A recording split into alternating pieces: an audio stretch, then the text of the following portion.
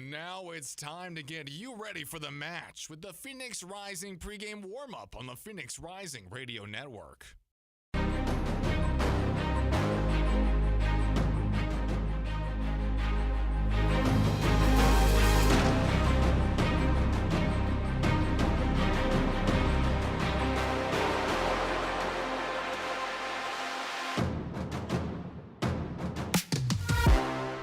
For the first time in 29 days, Phoenix Rising returns to 38th in Washington for a cross-conference quarrel on home grounds, taking on a Birmingham Legion side that has slowly but surely captured a productive run of form, while Phoenix on the other side tries to make their own dash to the top of the table to the tune of 105-degree heat, amplified by the daring drums of the Banditos. Phoenix will look to make a statement in front of home crowd. This is Phoenix Rising Football Club, a side looking to get on the rise, presented to you tonight by my analyst Mahirson Hassan, our sideline reporter Adam Beadle, and myself, Kevin Cardez, all night long on this official presentation of the USL Championship on the Phoenix Rising Radio Network, as well as AM KDUS 1060. Mahir, it's a scorching hot night to make your return to Phoenix. It definitely is, Kevin. I mean, this is Phoenix summers. It was close to about 110 degrees today. This is the type of home field advantage that Phoenix Rising wants heading down this stretch. And again, you take a look at this past schedule for Phoenix Rising. You get a 3-game road trip going to Oakland, El Paso, and then Orange County. It's great to be back here in front of your home fans, and hopefully you can exit today with 3 points. Let's go over that road stretch for a little bit, Mahir. We start in Oakland. They go to the Coliseum. They get a big 2-1 victory in which they trailed 1-0 at one point. Then they get 2 absolute screamers. We'll get back to that. We'll get back to the goal creation in just a moment. Charlie Dennis, Isan Sako, they both put in a goal apiece, and they walk out of the Coliseum with 2 goals and 3 points. That was a big win for what came to a rainbow result after the 3-game road stretch was over. Yeah, and I mean, that was a big stretch overall for Phoenix Rising because they had to show their grit on the road. And that's something that we've seen out of Pamudaka's side across this entire season. And even he mentioned it in some of the media availabilities, is that this team loves to play on the road, and really the only difference between playing on the road and playing at home is the crowd. And what is the crowd going to be for you, and how does it reflect what you're going to be doing down the stretch? So again, going back to that Oakland game, again, this team came back from being down 1-0 at halftime. Isan Sako and Charlie Dennis with some screamers, like you mentioned, to get Phoenix Rising 3 points.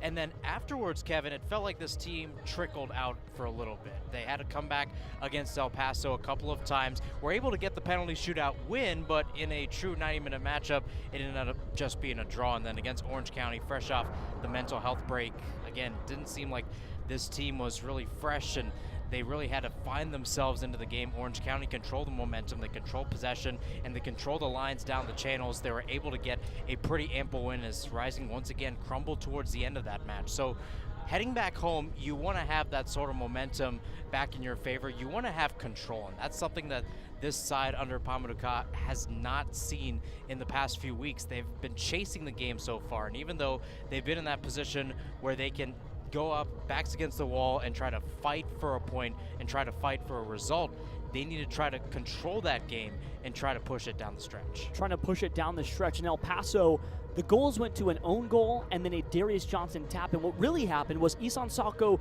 kind of got a boot to a ball that was ruled as an own goal, and Charlie Dennis had an absolutely fantastic piece of set service that got knocked in at the very end by Darius Johnson. Very akin to the win in Oakland the week before. I feel like for me, Mahir, and a point that I want to touch on, and what Phoenix needs to get back to, is that they're not controlling the games, and when they have gotten results, it's been off of individual brilliance. They're one-on-one goals. That Sako screamer, that curler, is something that rarely goes in. That Charlie Dennis low-driven ball from 26 yards out that was just beautifully pushed along the grass that just barely made it in El Paso. Goals like that don't come around very often, and then when they don't come, you lose 4-1 in Orange County.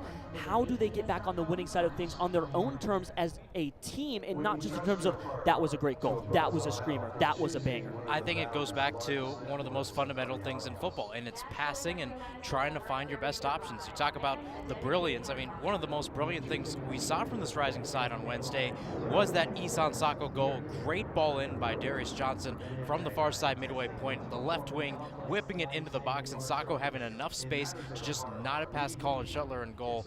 That's what Phoenix Rising needs, the ability to pick your head up, try to find those in-road passes, try to find some through balls, which they're very known for doing down the wings, but not really down the middle here at 38th and Washington. They need to have that type of continuity down the middle to try to get something going, try to get maybe a number 9, and try to maybe push forward with Hope Avievu and try to set this tone. It felt like Avievu, Emmers, and even Pierce Rizzo to some extent were really dropping back against Orange County, allowing that space, allowing that pressure to come into their own defensive thirds. They need to return that back and try to push forward to try to get their own attacking chances in this one. And they'll face that against Birmingham. But first, we'll take a look at the Phoenix Rising lineup tonight. Your starting 11 for Phoenix starts in the normal Pamodoka 4-3-3 patented shape. A center back pairing of Ryan Flood making another start as a center back next to Isela Senge, the lone man from LA Galaxy. Off the right, it's Academy kid and 18-year-old Pierce Rizzo making another start, this time not as a 6, but as a right back. Off the left, it's our normal stalwart,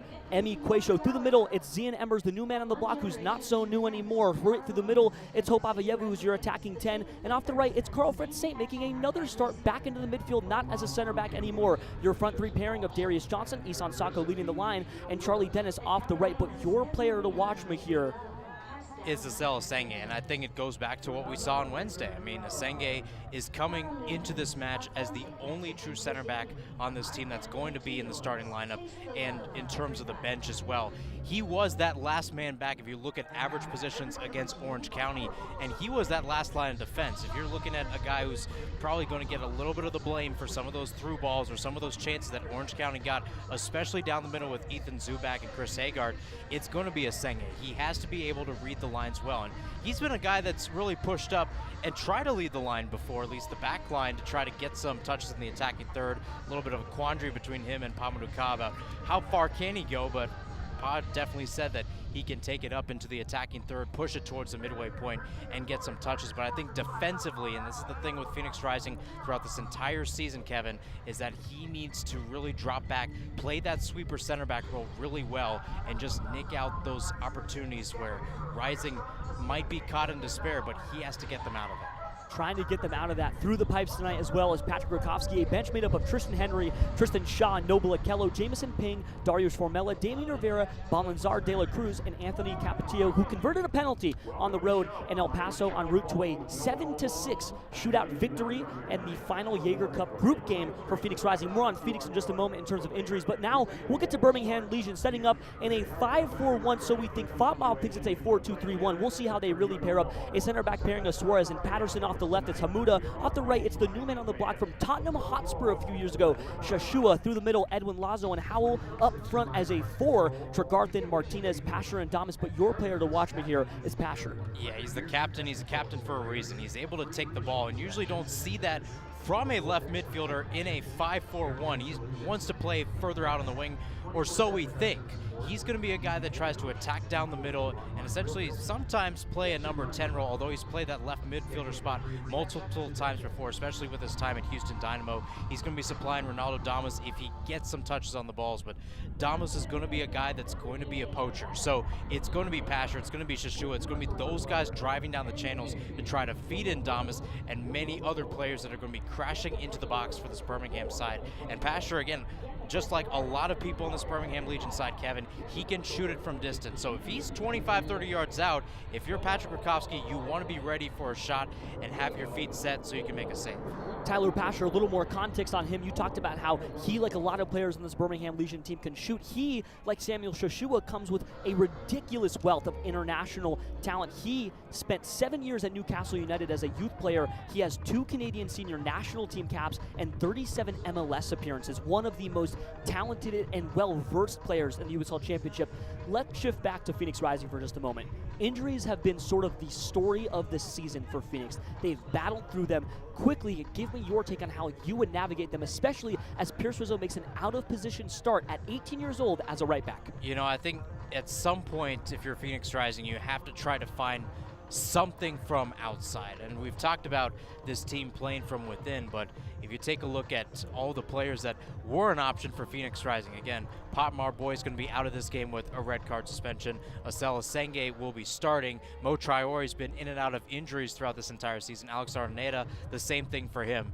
It's been tough to see this Phoenix Rising side, especially with the back line, and when you have a whole back line just made up of fullbacks. So you need to be able to try to get someone from the portal and build from the back. The offense, contrary to last year, is not much of a problem. They struggle with continuity, they struggle with creativity at times, but this is a Phoenix Rising side that needs to bolster down defensively, because that's what this team needs to try to make a push in what is already a tight Western Conference. You can be a 6th seed and make the playoffs and win the championship. They did it in 2023, but you need to be able to lock in at the right moments and find some defensive help if you want to do so. Well, there's no better moment. There's no more right of a moment to lock in defensively and get 3 points than in front of a home crowd for the first time in just about a month. Our first home game since July 4th, up in just a moment. Phoenix Rising, Birmingham Legion, Mahir Sinhasan and Kevin Cardez here all night long.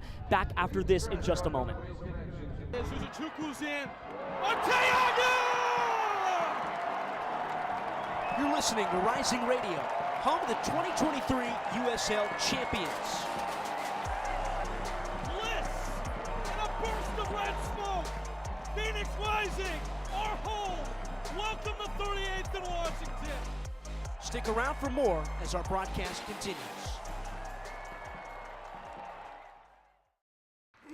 Join in on the Sports Zoo on your ride home from work with Dave Rooster Bierstein. Join Rooster as he lays down what's happening around sports and makes it clear what's on his mind. Oh my. Catch the day's craziest stories and some of the latest numbers from the sports books across the valley.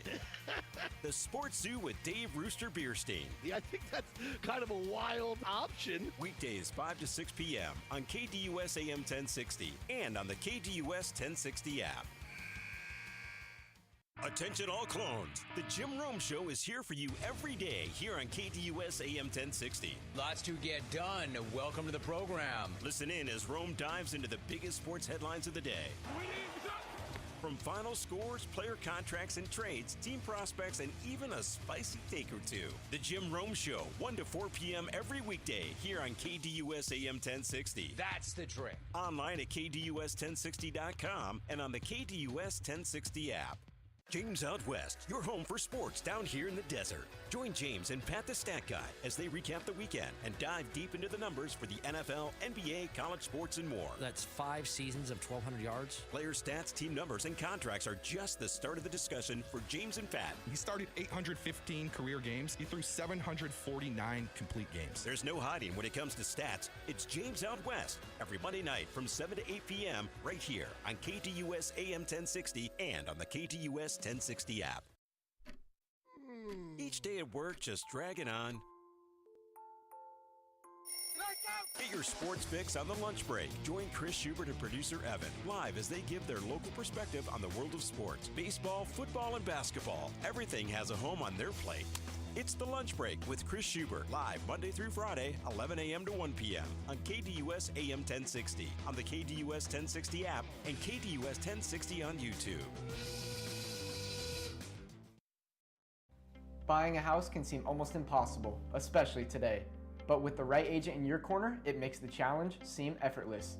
Hi, I'm Connor Cochran with Good Oak Real Estate, your go-to agent in the Valley. Whether you're buying, selling, or investing, I'm here to guide you every step of the way. Because finding the perfect home shouldn't be stressful, it should be exciting. Call 480-688-3200 today. Again, that's 480-688-3200. Let's have the conversation.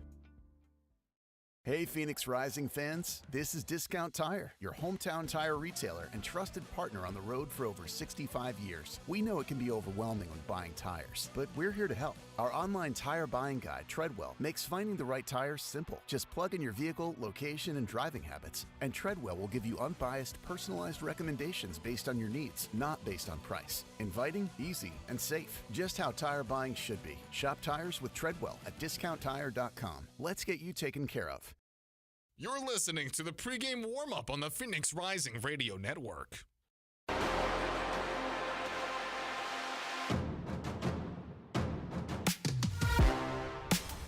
Back at 38th in Washington, Phoenix Rising taking on Birmingham Legion in their first home fixture in just about a month, July 4th, and fireworks were privy to the last one. They didn't get a win and a 2-1 loss to Lexington, but now, Mahir, they have a chance to get a win on home ground. It's something that they've struggled with all year. Only 2 victories at 38th in Washington, and that matters in what is likely the most packed Western Conference that we've seen in a competitive matter for Phoenix, because last year they were on the bubble trying to get above the line. Now, if they were to win and things were to fall their way, they could go as high as 3rd in the table tonight. And that's the craziest thing about the Western Conference right now, Kevin. You take a look at it, these are all teams that Phoenix Rising has either beaten or sometimes lost to, sometimes drawn to this season. You take a look at who's ahead. Orange County, who they just lost to on Wednesday, but beat here in Phoenix on June 7th.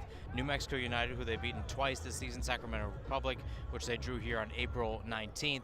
And then El Paso Locomotive with some draws as well. So this is a Phoenix Rising side that is very used to the competition in the Western Conference. And when you take a team like Birmingham coming from the Eastern Conference, essentially out of the picture, it feels like a nothing to lose moment for Phoenix Rising. But that being said, every game matters and every match counts for this team as they try to rise their way towards the top. You take a look at towards the bottom of Phoenix Rising standings, you've got Monterey Bay in 8th place with 22, just 1 point behind, 2 points behind Colorado Springs Switchbacks FC. On the outside looking in, again, reigning champs Colorado Springs Switchbacks, they want to try to get their way back into the playoffs and defend their title. There's so many different storylines in this Western Conference, and Phoenix Rising is right in the thick of it. So when you have a 2-game stretch, a 6-pointer if you will like this, you want to try to get something going forward. You want to try to get the attack, and it's not necessarily desperate. There's still less than 3 months to go in the season, but these are the types of moments that count. You look at the table. Tulsa sitting at the top right now at 17 games played at 32 points. They sit 9 above Phoenix Rising. That's 3 results. You look at the bottom of the table. Las Vegas Lights at 18 points. That's just 5 behind Phoenix. They sit barely 2 results in front of them. 2 wins for Las Vegas over the next few weeks, and they could be above Phoenix Rising, and they sit dead last at 12th. That is the nightmare scenario for Phoenix. We look at what happened last year, right? They were hovering, they were bubbling, and even at the end when they played Memphis 905 towards the tail end of the season, it was I think their 5th to last or 4th to last home fixture, there was still a percentage point out there, although I think it was single digits, that said, hey, if things go their way, they could have a home playoff game. Where do they end? The absolute bottom end of the playoff seed. Then they lost to Albuquerque and they lost to New Mexico in the first round of the playoffs. They don't want that to happen, and most importantly, they want a home playoff game. Let's not forget about that stretch too, Kevin. The only reason that Phoenix Rising is probably in that position in the build-up to the Memphis 901 FC game is because they pull a 6-pointer on the road, beating New Mexico United 2-1, and then Oakland Roots SC 1-0. So these are the types of moments, and these are the types of stretches that Phoenix Rising needs. That's one moment. The second moment, take a look at FC Tulsa at 32 points, Phoenix Rising at 7th with 23. Those teams met on June 14th, and Phoenix Rising was in a position late to take 3 points on the road in Tulsa before Arthur Rogers got a goal in the last 10 minutes of that match. It made it 1-1. Tulsa was able to split at home. Phoenix Rising only took 1 point back to State 48. Those are the types of moments for this Rising side that they need down the stretch. You get 3 points in Tulsa, and all of a sudden you're close towards that 4th, 5th mark, and you're hopefully trying to push towards that home playoff spot. So these are the types of moments for Phoenix Rising, especially at home, especially in this back half of the season, back third of the season, if you will, where there's going to be a lot of home games here at 38th and Washington. It's in favor of Phoenix Rising, or so we think. Only 2 wins at home this season. They have to show that this is their fortress. And quickly, let's talk about it. On the hunt, trying to vault themselves into the top of the table. The window is currently open, but honestly, all they've done is so far bled bodies. Phoenix Rising defender Braxton Montgomery, he joined Rutgers. He's going to go to the Big Ten and play Division I college soccer. Originally committed to Northern Illinois University, which was also Division I. Instead, makes the leap to the finest conference in men's Division I collegiate soccer in America. How big is that loss for Phoenix? It's humongous because Braxton's been a guy that's fit all over the pitch, especially in that back half for Phoenix Rising. A guy that came in as a 6, expected to be a midfielder, dropped in the center back, and then towards the right back spot. He provides a lot of versatility. Rutgers is going to see it firsthand over the next few months or so. But again, Pamadukaz talked about the youth prospects and the youth system in general, and again, Phoenix Rising just reaping the benefits of what their development looks like professionally, though it's kind of tough. It's a little tough, but nothing that's not too hard to navigate. This is a talented side. They're going to try to show it tonight at 38th and Washington. We'll be back with just one more piece of the Phoenix Rising pregame show. We'll be joined by our sideline reporter, Adam Beadle, in just a moment to give us the lowdown on what's happened with the new man on the block, Zine Emmers, and a little more on Phoenix Rising. We'll touch on that in just a little bit here on the Phoenix Rising Radio Network and KDUS AM 1060. Back in just a moment from Phoenix, Arizona. Uzuchukwu's in. Arteaga! You're listening to Rising Radio, home of the 2023 USL champions. Bliss and a burst of red smoke. Phoenix Rising, our home. Welcome to 38th and Washington. Stick around for more as our broadcast continues. Join in on the Sports Zoo on your ride home from work with Dave Rooster Bierstein. Join Rooster as he lays down what's happening around sports and makes it clear what's on his mind. Oh my. Catch the day's craziest stories and some of the latest numbers from the sports books across the valley. The Sports Zoo with Dave Rooster Bierstein. I think that's kind of a wild option. Weekdays 5 to 6 p.m. on KDUS AM 1060 and on the KDUS 1060 app.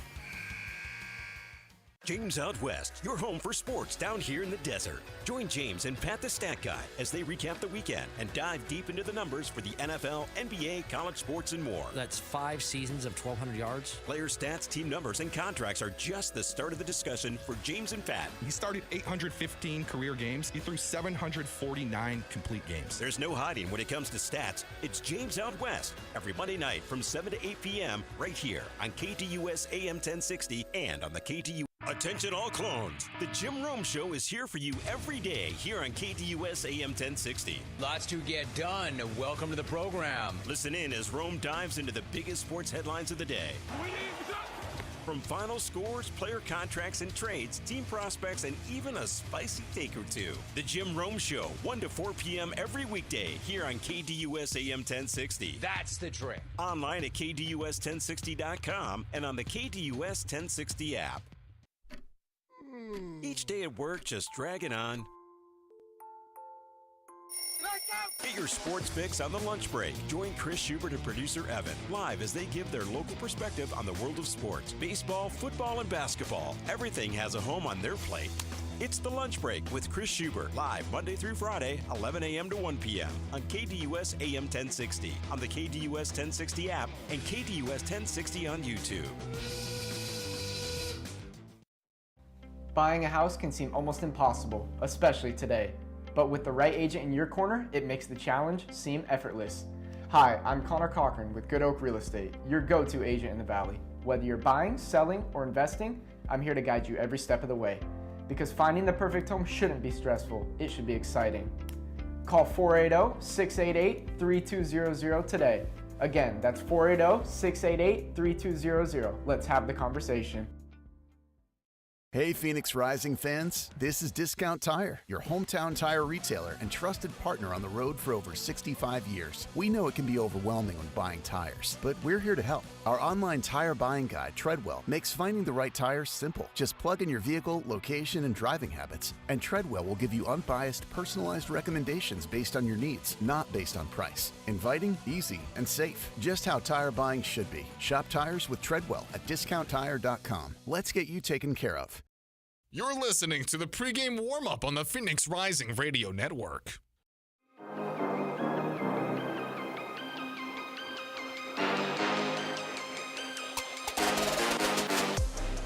Knock on wood, we're getting healthier and healthier, which we haven't been all season, but no complaint. The biggest thing that we've been strong at is the next man on mentality, but we're getting back players and, we're getting a stronger squad that we assembled and was looking forward to work with the whole season. We haven't, but you look at beside the long-term injuries, Remy and Noble are back. They're in full training, so that helps a lot. The quality is rising.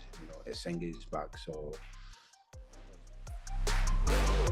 That was Phoenix Rising head coach Pa Modoka talking about sort of the injury issues that Phoenix has had to sift through over the last 2 to 3 months. It really feels like it's plagued them from the very start of the season. But instead, we'll throw it down to Adam Beadle to break down some more on the Phoenix Rising roster and maybe some more on Zine Emmers, the new man on the block who's not so new anymore, Adam. Yeah, absolutely. And you talk about guys that are out of position, but something to notice, some of those guys have stepped up. You talk about a guy like Ryan Flood, who came into Oakland, played center back, and maybe played one of his best games. Another guy who's not necessarily out of position, but came into the Oakland game, Isan Sako, scored a goal and looked really good. Another guy that has come into this Phoenix Rising team who's an addition that has yet to really step up is Zion Emmers. Hasn't scored a goal in 6 of his appearances. If Phoenix can find a way to get him the ball and find him moving around and possibly score, I think that could get a lot of momentum for Rising. And if you were to look at the window, right, Phoenix Rising having holes in the back end, I feel like we've all accepted, hey, we have a lot of attacking talent, but if you're conceding the most goals in the championship, you're probably not going to win enough games for all that attacking talent to matter. What would you, if you were the general manager today, target in the window? Well, here's the deal. At this point in time, you look at this game, it's a little confusing to look at. You got a guy like Park Monboy who just came back from injury, was sent off with a red card in the last game. Then you got a guy like Braxton Montgomery, who's now off the Rutgers, causing a guy in Pierce Rizzo, again, a local kid, academy kid, to come in and play out of position but still give it his best. Phoenix Rising, I think what they really need to do is take an inventory of what they have, go, okay, let's assess where these players have been playing the last couple of games. Again, that goes back to sort of where Ryan Flood has been at the center back position. And, okay, what do we really need to do to move people around, bring people in? But at the end of the day, maybe a defender might be the smart idea for Phoenix Rising, but maybe you boost up the midfield a little bit, and that protects your defense. You're missing Colin Smith in this game, and so when you look at it, you got to assess, okay, how can we move people around and where can we put them?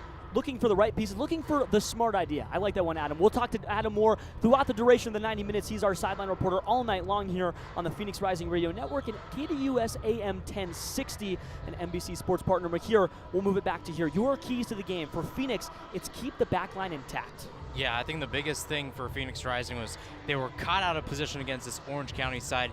It's made worse by the fact that you don't have Braxton Montgomery anymore, and Pop Marboy is out, like Adam mentioned. Estelle is saying it has to be that guy that leads the line against this side in Birmingham that loves to attack. I mean, you take a look at that back line. Quaysho's been there multiple times. Flood is once again in that left center back position, and Pierce Rizzo, a guy that has never played right back at the professional level before, is sliding from that 6 in towards the corner. So you never know what can happen, but for Phoenix Rising, they have to be disciplined on the back end. Birmingham's going to be a team that tries to spurt their way down the field, get in towards the spaces, in towards the channels. They have to be back to make Patrick Rakowski's life better. And on the flip side of the coin, Birmingham Legion come in sitting at 4, 6, and 8 so far in USL Championship play. 18 points, good for 9th in the Eastern Conference, led by their first-year head coach, Mark Briggs. Their second ever head man in club history. He spent 5 years with Sacramento. In 170 games with Sacramento, he led them to 74 wins and 49 draws. A fairly good record, as well as his masterpiece, I'd say, getting them all the way to the finals of the Lamar Hunt U.S. Open Cup with a Phoenix Rising man in Emmy Quayshow. You said that Birmingham's key to the game tonight right here is create space and create opportunities in that Mark Briggs system. Yeah, it definitely is Mark Briggs football at its finest. You want to try to get your wingers out and pushing down the field, and if you're within 25 yards of goal, you want to take a shot. You want to try to utilize that space down the stretch. They did it well against Forward Madison. Both goals, a lot of shots in that regards. 19 in general, 10 on target in that match were from long distance, trying to trouble Madison's back line, and I expect the same from them today against this Phoenix side. They'll try to make some inroads down the right. Be careful about Pastor and Joshua, because both of those guys like to try to transition. They like speed, but they like that one move that tries to break away a defender. Birmingham wants you to overcommit, so they have 10 to 15 yards of space in front of them, and they can get that through ball into the attacking third toward the 18 extended. It's going to be crucial for Phoenix to really play back, and Birmingham is going to push forward. That Birmingham victory over Forward Madison that Mahir Sinhasan mentioned, a 2-1 victory that clinched them 10 points, good for second in USL Jägermeister Cup Group 3, which was just enough to advance them into the USL Jägermeister quarterfinals, something that Phoenix Rising on their own side could not do. Birmingham will take on Rhode Island on August 20th. That's a Wednesday midweek game. More work for them, but more work for Phoenix Rising at 38th in Washington. Their first home game in basically a month. 4th of July, the last date privy to a home game for Rising in front of this home crowd, looking to get an important win. It would be just their third here in Phoenix, Arizona in 2025. We'll be back with the entire 90 minutes here on the Phoenix Rising Radio Network and KDUS AM 1060 back in just a couple minutes.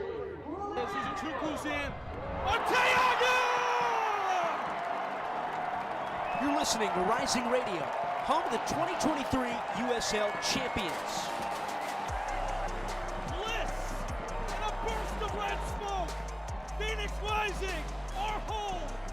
Welcome the 38th in Washington. Stick around for more as our broadcast continues. Join in on the Sports Zoo on your ride home from work with Dave Rooster Bierstein. Join Rooster as he lays down what's happening around sports and makes it clear what's on his mind. Oh my. Catch the day's craziest stories and some of the latest numbers from the sports books across the valley. The Sports Zoo with Dave Rooster Bierstein. Yeah, I think that's kind of a wild option. Weekdays 5 to 6 p.m. on KDUS AM 1060 and on the KDUS 1060 app. Attention all clones. The Jim Rome Show is here for you every day here on KDUS AM 1060. Lots to get done. Welcome to the program. Listen in as Rome dives into the biggest sports headlines of the day. From final scores, player contracts and trades, team prospects, and even a spicy take or two. The Jim Rome Show, 1 to 4 p.m. every weekday here on KDUS AM 1060. That's the trick. Online at KDUS1060.com and on the KDUS 1060 app. James Out West, your home for sports down here in the desert. Join James and Pat the Stat Guy as they recap the weekend and dive deep into the numbers for the NFL, NBA, college sports, and more. That's 5 seasons of 1,200 yards. Player stats, team numbers, and contracts are just the start of the discussion for James and Pat. He started 815 career games. He threw 749 complete games. There's no hiding when it comes to stats. It's James Out West every Monday night from 7 to 8 p.m. right here on KDUS AM 1060 and on the KDUS 1060 app. Each day at work just dragging on. Get your sports fix on the lunch break. Join Chris Schubert and producer Evan live as they give their local perspective on the world of sports. Baseball, football, and basketball. Everything has a home on their plate. It's the lunch break with Chris Schubert, live Monday through Friday, 11 a.m. to 1 p.m. on KDUS AM 1060, on the KDUS 1060 app, and KDUS 1060 on YouTube. Buying a house can seem almost impossible, especially today. But with the right agent in your corner, it makes the challenge seem effortless.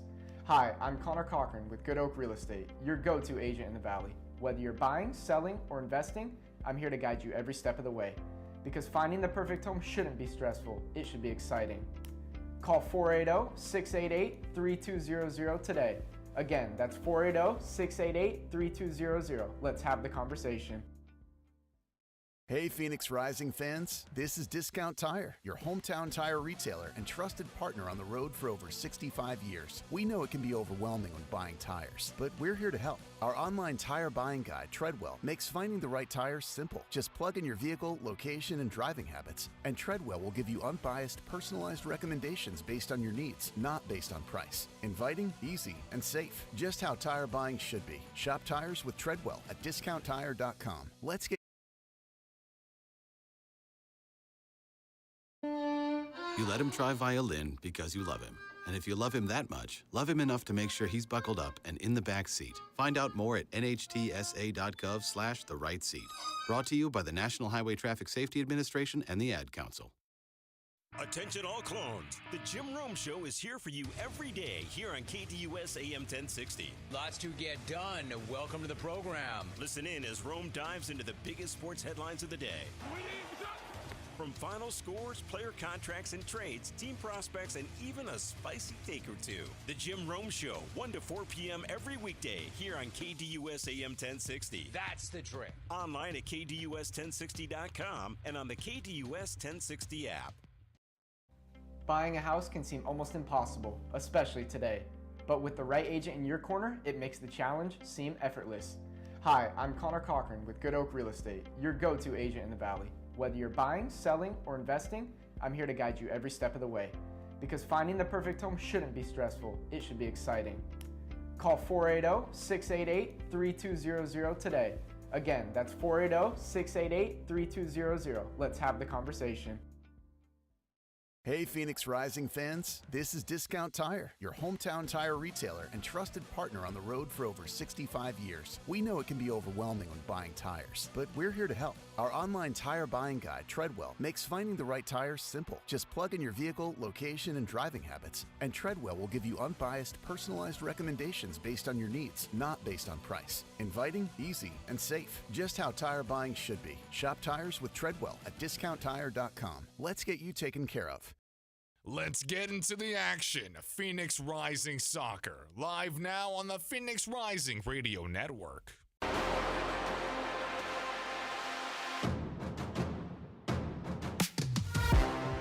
106 degrees here at kickoff at 38th in Washington here in Phoenix, Arizona. I'm Kevin Cardez, joined by my analyst tonight, Mahirson Hassan, and our sideline reporter down on the touchline all night. It's Adam Beadle, as well as our producer, Sammy O'Brien, here on the Phoenix Rising Radio Network's X and Facebook pages, as well as KDUS AM 1060. Mahir, first home game in a month and a big chance for what is essentially a six-pointer here on the hunt for a home playoff game. It most certainly is, and I think Phoenix Rising was just really stung less than 72 hours ago against an Orange County side that came with them with a lot of firepower, and Phoenix Rising wasn't expecting it. Again, a short turnaround, but they have to be able to try to bring that sort of energy back here to 38th in Washington and really make this a palpable energy and a palpable crowd tonight. Trying to find palpable energy. Energy would be fairly good. It's going to be Phoenix Rising wearing their normal all red kits with the red top and the red shorts. It's going to be Birmingham in their sort of alternate jerseys with the blue shorts and the ombre blue shoulders down to the way with the planes flying across and the bright red Coca-Cola logo dead center. Patrick Rakowski wearing the all black goalie kit. And on the other side, Fernando Delgado for Birmingham Legion, wearing the all-green goalie kit, one that Patrick Rakowski has often worn for Phoenix Rising. Now, everybody waiting for the formations to get going. We'll throw it down to the sideline real quick here for Adam Beadle. A little more just before we kick off here at 38th. Yeah, guys, you talked about it. Energy, and I think momentum, too, is the big other word for Phoenix Rising. 72 hours since their last game, and not the largest fan turnout here this evening. Not a lot of banditos in this section, and also not a lot on the sideline. So we've seen Phoenix really feed off that Oakland crowd when they were in that away game, and sometimes opposing crowds can be good for momentum. I think the big question for Phoenix tonight is how are they going to be able to gauge momentum without some blaring noise, without something super loud. Phoenix is really going to have to communicate with each other, and especially with a back line that hasn't played with each other a lot and some guys out of position, I think that communication could be key for Rising tonight. All right, thanks, Adam. We'll get with you a little later on here in the first half and hopefully link up for some more sideline pieces. Here we'll be down there on the touchline all night long as everybody slowly but surely making their way out. Birmingham has assumed their formation, which FotMob thinks is a 4-2-3-1 tonight, with Ronaldo Damas leading the line, but notably, Danny Trejo has not even made the trip here to Phoenix. He picked up a knock earlier this week, my apologies, and he will not be featured in this game. It would have been his first return to 38th in Washington since 2023 when Phoenix lifted the title. He was a crucial piece. We'll talk about him a little bit more later on in the show, but we are about ready to go. It'll be Phoenix to start off the game with the first kick. Sacco standing at the center circle, ready to deliver the first kick of the game here as the first minute has begun. First kick off, and Sacco moves it back for Carl Fred Saint, playing right through the center of the midfield. Quaisho takes a little bit of a heavy touch, and Phoenix will start to build out the back early on. Hope Avievu shakes one defender, moving into the attacking half space, and sends a weary pass to the back line of Birmingham Legion, and now they'll start to get going. But Quaisho picks the ball back up here, trying to move it past the timeline, and Darius Johnson has to shuttle back for Ryan Flood, stuck on this near side touchline as they move from left to right, and Emmers gets his first touch of the game as well. First minute, still 0-0 here. Phoenix Rising and Birmingham Legion all night long. Rizzo moves back for Asenge, who moves it all the way back for his German goalkeeper, Patrick Rakowski, moving now from right back to left.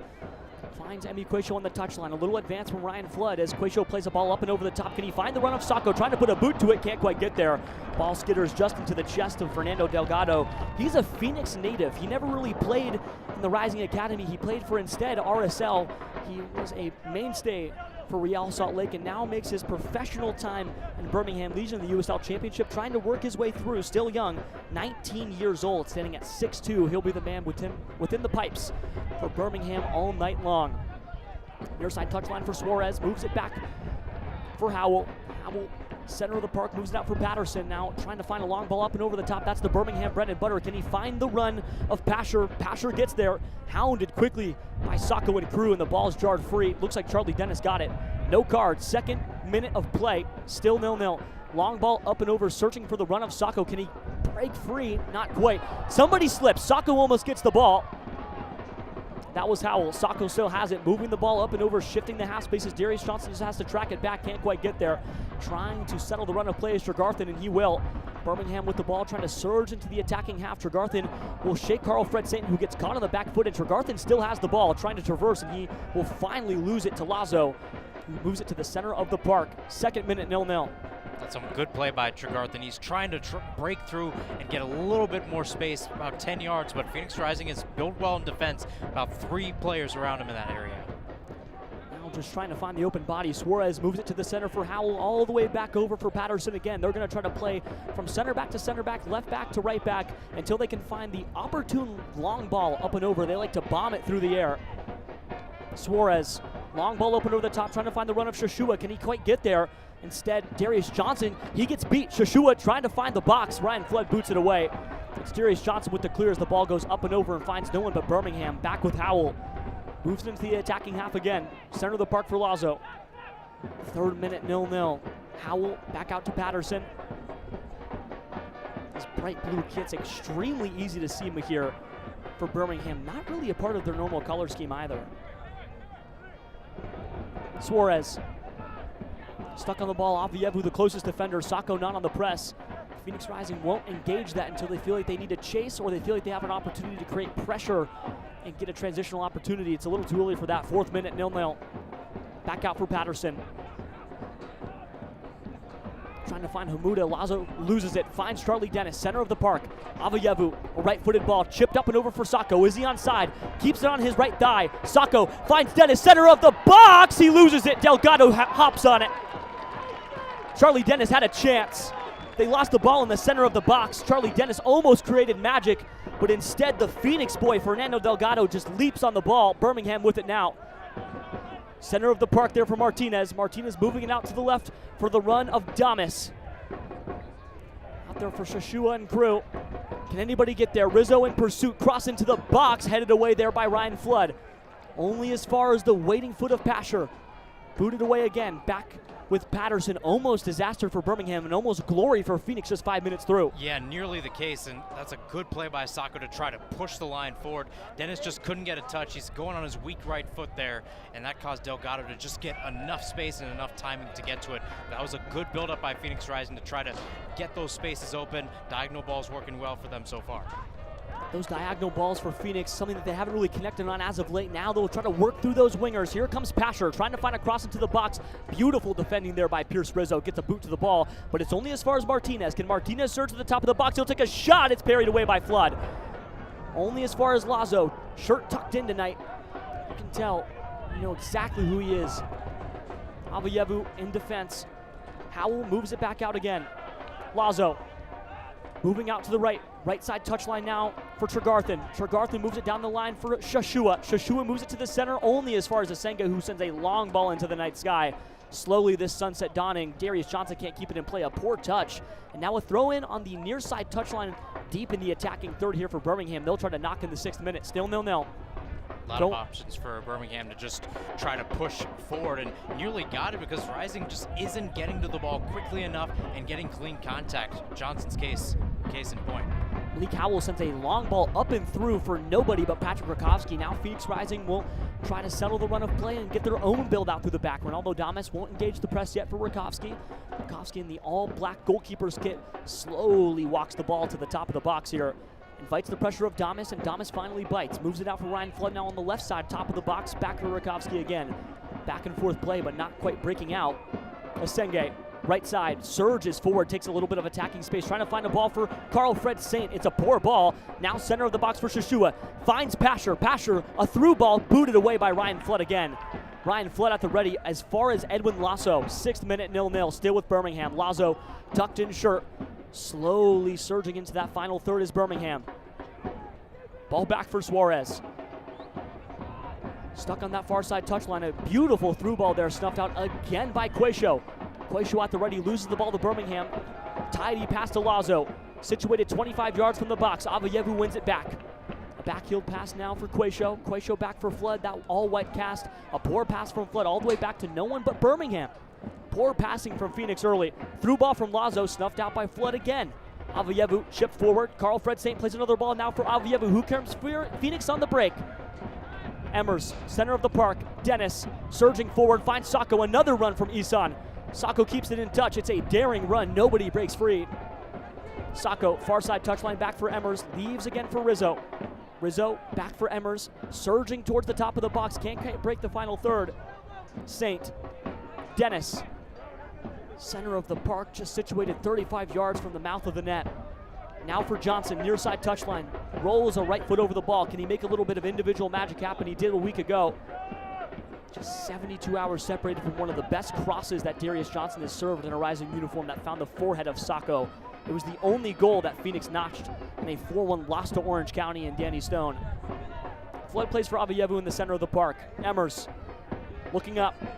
Finds the far side touchline and Pierce Rizzo again. Rizzo has to play backwards for Asenge. Carlfred St. waits and receives. Back for Asenge again. He has a little space. He won't take it. Finds Dennis. Far side touchline, dragging the ball along. He'll find a cross into the center of the box for nobody but Delgado. Delgado at the ready. Just chests the ball down and holds it with one hand. Still 0-0 in the 8th. Decent chance there for Dennis, who's essentially playing a true box-to-box midfielder role. Even as a right winger, he's heading inside, essentially playing that 9, but dropping back in defense to try to play that 8 or 6 to try to reset the offense in ways, but just couldn't find that option, couldn't send it back enough for someone who was towards the top of the D or just within the box. But a decent chance for Phoenix Rising. They're trying to get that rhythm going, and they're doing a good job trying to set up their attack and trying to build a window out of this. Winning on possession stats now from Opta, but it feels like Phoenix has fared okay. Probably not too much of the ball in comparison to Birmingham, but maybe just enough to have the lion's share. Avayevu receives a dangerous pass from front and is thrown to ground there. He'll pick up an easy foul. Trying to play a through ball for Sacco quickly. Instead wins it back on his own rebound, but only as far as Lazo again. Lazo, short and tidy play all the way back for Delgado. He motions everybody off. Delgado, right foot on top of the ball, opts to not move long, but move left. Finds Patterson. Back for Howell. Slowly walking the ball up. No press still from Rising. Defensive shape moving cleanly now. A football up for the run of Ronaldo Damas. Can he quite get there? No, it's too strong. Damas almost there. He was flying through the air, but couldn't quite get to it before Rakowski did. Rakowski on his line. Just had to sit square and receive that one. Emmers takes a beautiful touch in the run of 3 defenders from Birmingham, and Asenge plays it through all for Dennis now. Dennis trying to navigate, only has to move it back for Emmers again, who drops back to receive and move for Asenge. Ball stuck in the defensive left half space now for Rising as they find Rizzo. Rizzo finds a through ball. Can Sacco get there? It's booted away there quickly by Howell. Tidy defending. Phoenix's number 9 almost got there. Isan notched his 4th goal in Rising Red last week. 72 hours ago. It feels weird that they played that mid-game just about 3 days ago. Good for 2nd on the team as well as 4 assists. He has 8 total goal contributions in the championship. Well received ball from Avayevu. Plays a through ball for nobody. Right side half space, 10th minute. Nobody there. Birmingham with a goal kick in the 10th. And Birmingham has been setting up their defense. Essentially speaking, when you have someone like Howell and Patterson, they're spreading themselves out towards the edges of the box from a left and right half space situation. And it's causing Phoenix Rising to get a lot of space through the middle, but it's just about finding the right timing. Pierce Rizzo has done a great job defensively, playing right back. Just couldn't find the right pass towards Isan Sacco. But I like this Phoenix Rising play, trying to get over the top and trying to generate something. Trying to generate that quality chance. It feels like they really lacked that outside of their goal from the forehead of Sacco just 3 days ago. Ball played out to the wide now.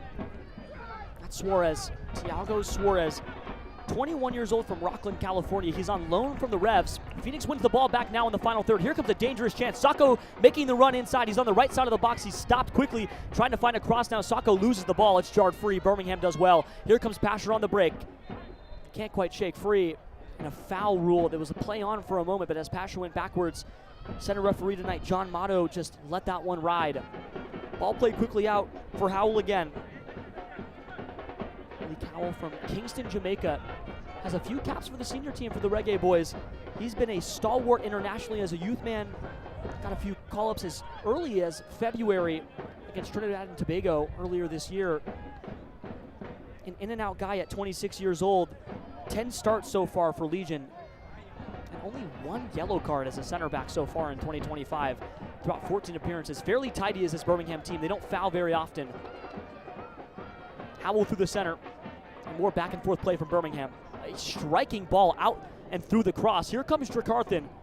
Can he quite get there? 12th minute. Here comes a cross into the box, stuffed cleanly out by Ryan Flood. Didn't even have to put a boot to it. Just watched it trickle out of bounds. Goal kick Phoenix here on the 12th. A decent try there by Tregarthen. I'm not surprised he took that more space. Quaisha was backing up a little bit. Could have pushed it towards the byline, try to get some numbers crashing in. Specifically, Damas, who has yet to touch the ball today for the most part. You know, these are some good moments for Birmingham, trying to build off the counter with Rising having most of possession. And now here comes the press from Birmingham. They almost get the ball jarred free, and they do. Poor touch from Quaisho. Goes right back for Birmingham. Now they'll try to strike. Lasso on top of the box is pushed to ground, but it's ruled no foul. Here comes Avayevu. Phoenix on the break. Can they get anything going, but the numbers stop? Charlie Dennis, right-hand half space, trying to break in the attacking half, but they can't. Ball played out towards the half line on the far side touchline for Rizzo. And he'll just wait. Backheels the ball to himself and moves for Asenge. They had a chance to break them here, but they didn't take it. Yeah, it was so close. And Avievo, I'm surprised he didn't try to play a through ball ahead towards Sacco and try to use some speed. It's only the 13th minute. You have that energy that you can use to try to build something down the way. Everybody's fresh into this game. I'm surprised they didn't take it. Ball play through the center for Avievu. He's thrown to ground. Another foul in the center of the park committed on Hope Avievu. That's what he does really, really well. Number 10 for Phoenix Rising, their leader in goal contributions, as well as one of the best attacking midfielders in the entire championship. His 4 goals and 6 assists. Good to lead the entire team in goal contributions at 10. Just 3 yellow cards. He is a foul monster on the other side of the coin. He doesn't foul, he just picks them up. Good at restarting the run of play and getting set pieces as well. Rizzo, far side touchline back for Dennis. One touch play here from Rizzo. He stutter steps and almost shakes everybody free, but the ball jars all the way back for Ryan Flood in the center of the park. 14th minute, 0-0. Ball played up and over the top from Carl Fred St. Here comes the head of Sacco, but nobody's there. Nobody crashed, and the offside flag came up for Nino. 14th minute and a half chance turns into no chance as that flag went up. Sacco gets caught offside early and often, Mahir. Pretty much, Phoenix Rising is just trying to feed him over the top or through a through ball. It seems like Sacco is that guy for Phoenix Rising, but at the same time, there's nobody really to help him. Dennis has moved into the box a couple of times. Avievu's the one trying to supplant those areas and try to provide those chances, but nobody's really helping out Sacco right now. It feels like he's the number 9 and everybody else is just trying to feed him. Trying to feed him. That's sort of the name of the game now. Sacco, one of the fastest players that you'll find in the championship, has League 1 experience out in France, the top league over the French first tier. Poor ball there on the near side touchline. Birmingham loses it out of bounds. Quick throw in here on the way from Quaisho. 2 hands on the ball up and over his head. The normal throw-in taker, Colin Smith, not in the matchday squad. We've become super accustomed to him taking pretty much every single throw-in that comes his way. He might run more on the field to go take throw-ins than he does in any other action besides busting a lung to break down counter defense. One of the better on the entire team. Ball finds its way to Rakowski, and now over for Asenge, trying to break out of the defensive third. A beautiful ball through the middle for Quaisho, who's drifted straight through the center. Quaisho over for Avievu in the near side touchline, breaking the final half. Johnson, stutter steps, has to move back for Avievu, has Flood as an option. Instead moves for Carl Fred St. Wearing the captain's armband tonight again. Asenge surging into the attacking half. Can he find a through ball? He does. Charlie Dennis, the boy from Brighton, loses the ball to Pasher, but he wins it back. Beautiful and technical from Charlie Dennis. All played back for Quaisho. Finds Darius Johnson, almost had the poor run. Skips through 1, skips through 2. Finds Quaisho again backwards. St. center of the park. Finds Dennis again. More beautiful through balls from Carl Fred St. Quality so far. Dennis hounded quickly. That's Howell on him. Howell drops all the way back. Finds Rizzo on the far side touchline. Now with Emmers. Just about on the edge of the final third here in the attacking third. Asenge. Nobody near him. Takes his time. Finds his pass. It's Rizzo on the far side touchline. Rizzo. Dennis. Rizzo again. And Emmers. Asenge. Center of the park for Flood.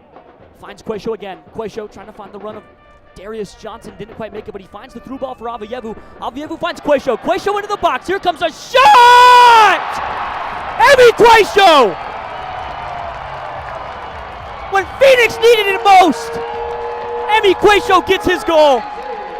It's 1-0 Phoenix Rising in the 17th, and Quaisho kicks the corner flag, Mahir. Exemplary finish, let alone for a left back, Kevin. Quaisho just finds the run and just 6 yards out says, you know what, no need for a pass, no need to play through the middle, I'll take it myself. And his left foot, who has haunted Mark Briggs' side for years before this match, strikes again. It's beautiful, it's tidy, and it's timely from Emi Quayshaw. Just his first goal in 2025 in championship play. He scored what was the winner in the USL Jägermeister Cup against Texoma, a USL League One side. Hadn't scored in championship play yet. That is one way to make your mark. He surged into the left side of the box there and put an absolute strike top pins, and now Phoenix has a lead at home 18 minutes through. It's exactly what they needed. We said they were looking for energy, and that they did. Now we'll toss it down to the sideline for Adam Beadle for more on that goal from Emi Quayshaw. Yeah, that was just a perfect setup from Phoenix Rising, moving it from left to right. Started in the middle with Charlie Dennis, moved it outside to the right, and then Sako was able to give it off to Emi, and Emi was just in perfect position to be able to make the strike. Appreciate you, Adam. More from you a little later. Long ball opener over the top from Mark Briggs' side, just goes out of bounds, and now a throw in deep in the defensive third here for Phoenix. Off the foot of Quayshaw. Absolutely gorgeous. Not enough good things to say about that one. Rakovsky shovels it out for Asenge, as Phoenix will try to capitalize on this momentum. Can they find another one? Charlie Dennis on the run, and they break. Here comes Phoenix on the counter again. It's Charlie Dennis. Who else? Charlie Dennis finds a ball to the center of the box for Emmers and gets it jarred free. Corner kick on the way. Ruled by the center official and the linesman. It'll be Charlie Dennis to trot over to the far side corner flag and take that one. Emmers had a shot, but he was poked free at the last minute by Edwin Lazo. Beautiful and timely defending there from him as well. 19th minute, 1-0 Phoenix. Charlie Dennis, the one to take. Left-footed ball on the way, likely an in-swinger. Multiple bodies nowhere near the post here. Maybe something from the training ground on the way. No near man for Phoenix. Carl Fred Saint taking a peek at Pamodoka as he organizes the shape himself. Here comes the ball. Charlie Dennis in swinging near post. Hits the boots of Asenge. Almost disaster there for Legion. It was off what looked like the shin of Pasher, and it just went right towards Asenge. Asenge didn't even expect it. 19th minute, Delgado doesn't have to do much. Still 1-0 Phoenix. I want to see what Delgado does over the next few minutes for Birmingham. Again, 18 years old, getting some reps in the first team. This is what he dreams of, really what any youth soccer player dreams of, trying to get some professional starts this early in your career. But once again, similar to last week in the Jägermeister Cup, this Birmingham team, again, facing some adversity. Didn't trail against Ford Madison, but they did give up an equalizer before getting the game winner. A similar, relatively similar position tonight for Delgado again. He has to be able to lead this team and become the CEO and try to get this team in the right position. Important to note there, that was the 7th assist in the 2025 USL Championship campaign for Hope Kodzo Avayevu. He's the one credited with that final pass that led to the goal. Now up to 11 total goal contributions in championship play in 2025, and that was money. 20th minute, 1-0 Phoenix. Quarter of an hour through here. Howell trying to find a surging ball. He does. All the way through for Shashua. Center of the park. Lazo. Long lobbed ball up and over for Hamuda. Hamuda making the dart into the final third. Tries to find a shovel pass as a corner, but instead finds the boots of Charlie Dennis. Can they get it free? Rizzo finds a beautiful ball for Emmers. Another chance to counter. Sako made the run. Emmers didn't read the release. Ball given right back to Birmingham. Center of the park for Martinez. Martinez for Pasher. Back for Lazo again. Martinez. Shoveled all the way back out for Shashua. Shashua, center of the box. Nobody's there. Good cross if anybody was. Trying to knock home Damas. Pressure in his face. Ball moved out to the left-hand half space for the likes of what looks like Pasher. Shovel back to center circle. Howell, 21st minute, 1-0 Phoenix. In the lead for now. Can they keep it? Ball up and through for Damas. Can Damas find a cross? Ryan Flood the one in defense. Damas tries to turn the corner. Instead, it's almost jarred free by Quayshaw. Damas has to go all the way back. Quality defending there. Suarez through the center. Only finds Sako. Sako moves out for Dennis. Can they counter again?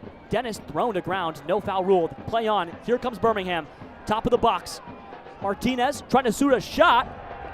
Up into the Banditos. Little souvenir pop-up. 22nd minute. Still 1-0 Phoenix. Interesting build-up there for Birmingham, too. Just having a lot of that space open. And like I said in the pregame, this is a team that's going to be willing to take a shot.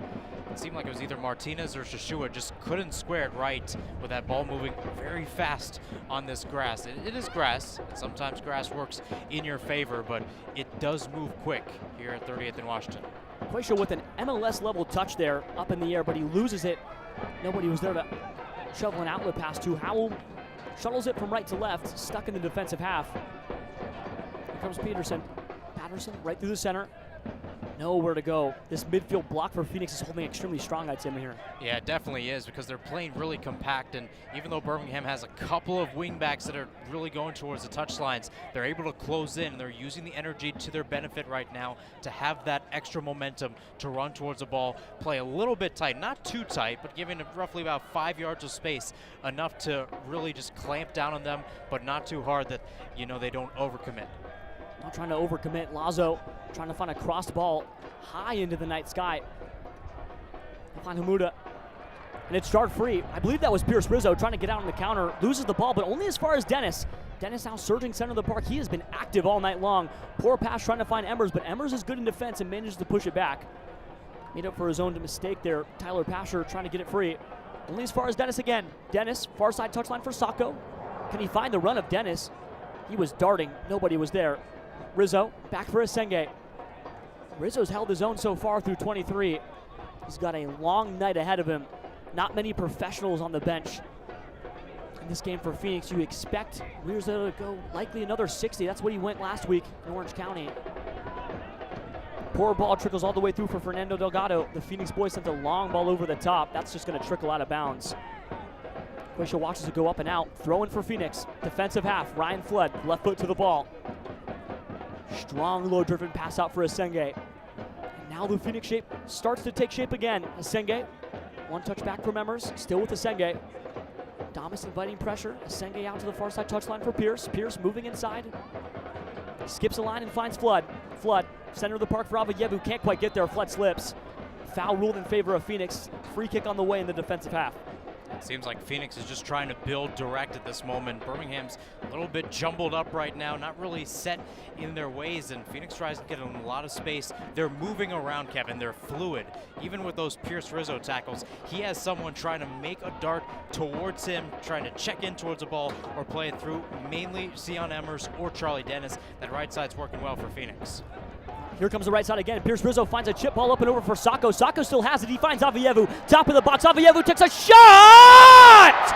Another one! Avayevu with the knee slide. It's 2-0 Phoenix. Sacco kept the ball on his thigh and found the trailer. Avayevu, right place, right time, and a stinging strike finds the far post. Phoenix leads by 2. The first word that came to mind when I saw Avayevu at the edge of the box was shoot. And shoot he did. Put it with his right foot. Had the amount of space. You only need about a foot, maybe 2 to get that shot off. And Avayevu took it.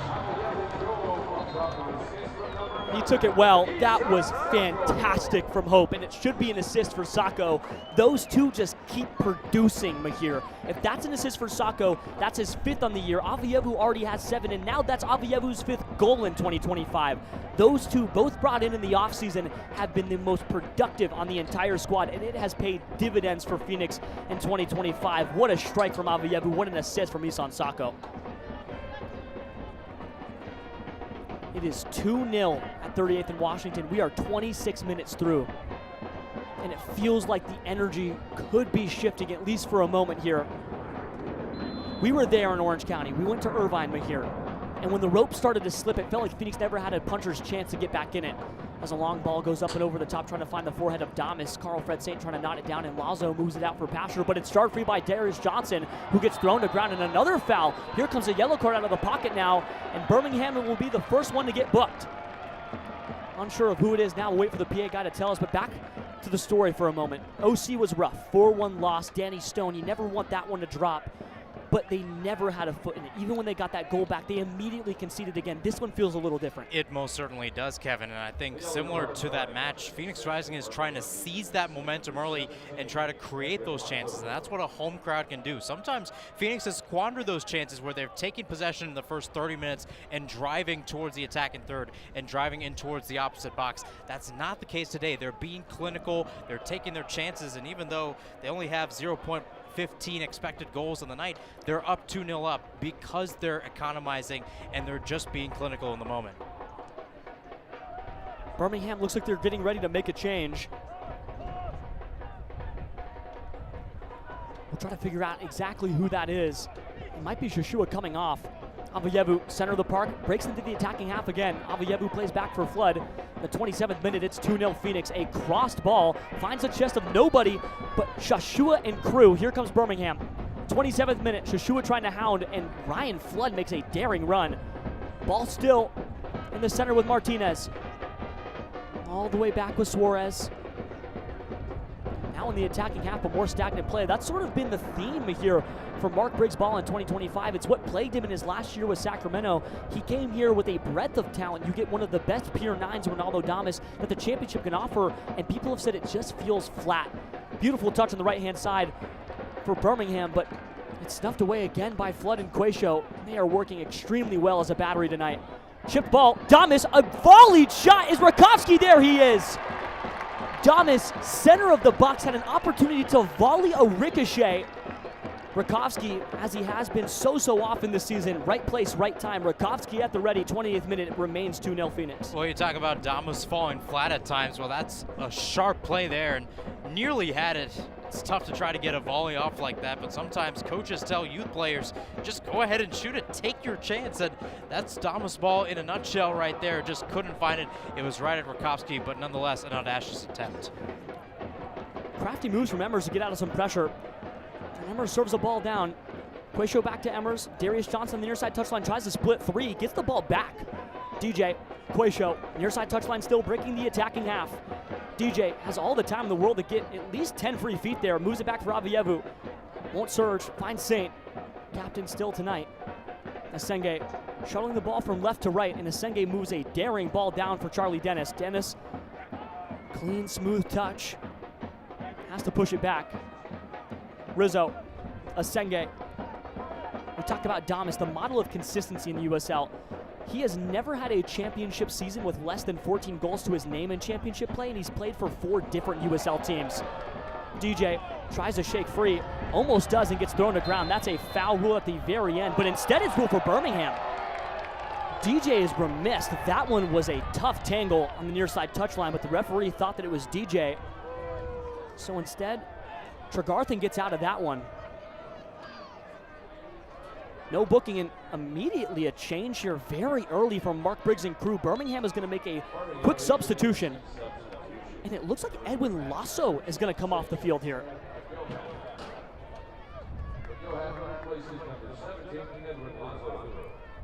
Trying to get an ID here on the substitute that came in for Edwin Lasso. Sam Mickelhatton, the 23-year-old out of Young Australia. Mickelhatton will make a sparing appearance here in 2025 quickly for Edwin Lasso, which is a little uncharacteristic. Edwin Lasso at 26 years old is one of the better players in the championship through the midfield. 10 starts in 14 games. He was transferred from Tulsa in May of this year after making 7 appearances for Tulsa. They decided it wasn't for them. They moved him out for Birmingham, and he was a team of the week 4 times with Tulsa. Came from the Colombian pro ranks, and then he kind of bounced around America before finding his footing in the championship. Quick change, 2-0 Phoenix. Mahir, some thoughts as we go towards a hydration break 30 minutes in. I mean, Phoenix Rising, as I mentioned earlier, was trying to create a window, and they most certainly did. And I think the biggest thing is Rising has struggled to try to get some chances to go their way here at 38th and Washington. Some of the reasons why this team has only won twice at home in this 2025 season, but they're able to take both shots on target, and they're both able to get past Delgado. Just really beautiful goals, and a really beautiful build-up as well from Quayshow and Avayevu. Both guys that are trying to be catalysts. It feels like sometimes you have to wait for that pass. Sometimes you have to wait for that chance for an easier shot. With both, they just decided to say, you know what, I'm going to take it myself. I'm close enough. It's a chance, and it ended up being a goal. I mean, Quayshow from a very tight angle, basically on the near side parallel with the 6, and then Avayevu outside of the box was just able to curl it in. Sometimes we've seen this Phoenix Rising side not take those chances. They're able to spray it out towards the far side or near side, looking for that cross, maybe overthinking at times. They're not thinking tonight, they're doing. Not thinking, just doing. I like that one. That one's good, Mahir. And this is a shock substitution here. Samuel Mickelhatton played 1 minute against Forward Madison at the end of the game. Didn't play against Switchbacks. played 9 minutes against North Carolina, and before that was benched 3 straight games before he played 5 minutes against Indy 11. He has rarely played in long stints like this. Perhaps a halftime maneuver for somebody else to come in after he plays about 15 minutes or so here in the 32nd minute. Hydration break is just about wrapping up that little mini halftime huddle that allows both coaches to make a few substitutions. McElhatton sits as a defensive midfielder. You'll see him sit directly in that lasso spot that he was drifting in, sitting right through the middle. That's number 6 for Birmingham. Well, everything is important right now for Phoenix, as is for Birmingham. Birmingham at 18 points sits right outside the playoff line at 9th in the Eastern Conference. And the East is hard to crack. Miami FC at 19 points sits right above at 8th.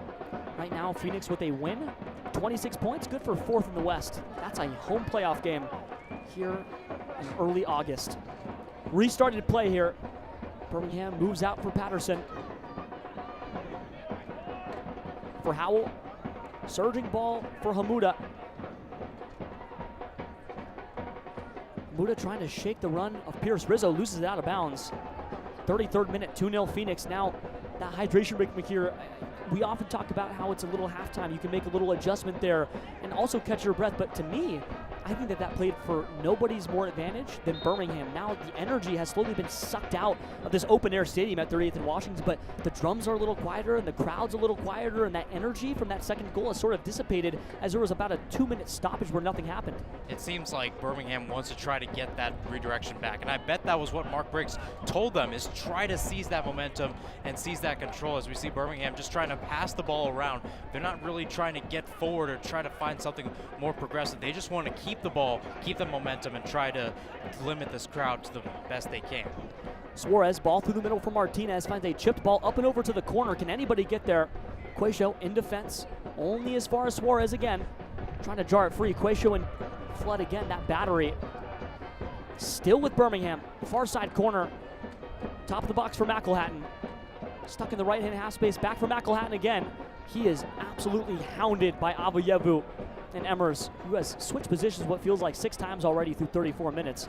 Emmers is absolutely everywhere. Back out for Hamuda. Far side touchline, not quite in the attacking third. Dennis in defense, pushes the ball all the way back for McElhatton again. Howell, center circle. Suarez, off his right foot.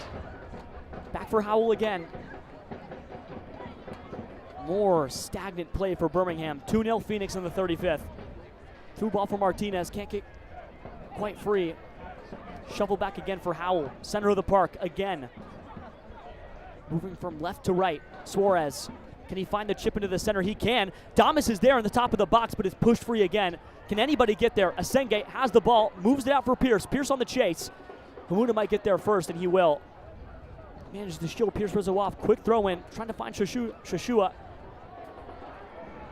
Instead, Avoyevu. They'll have a chance to run. Charlie Dennis slides for the ball, jars it free, but touches it last. Throw in again, attacking half, Birmingham.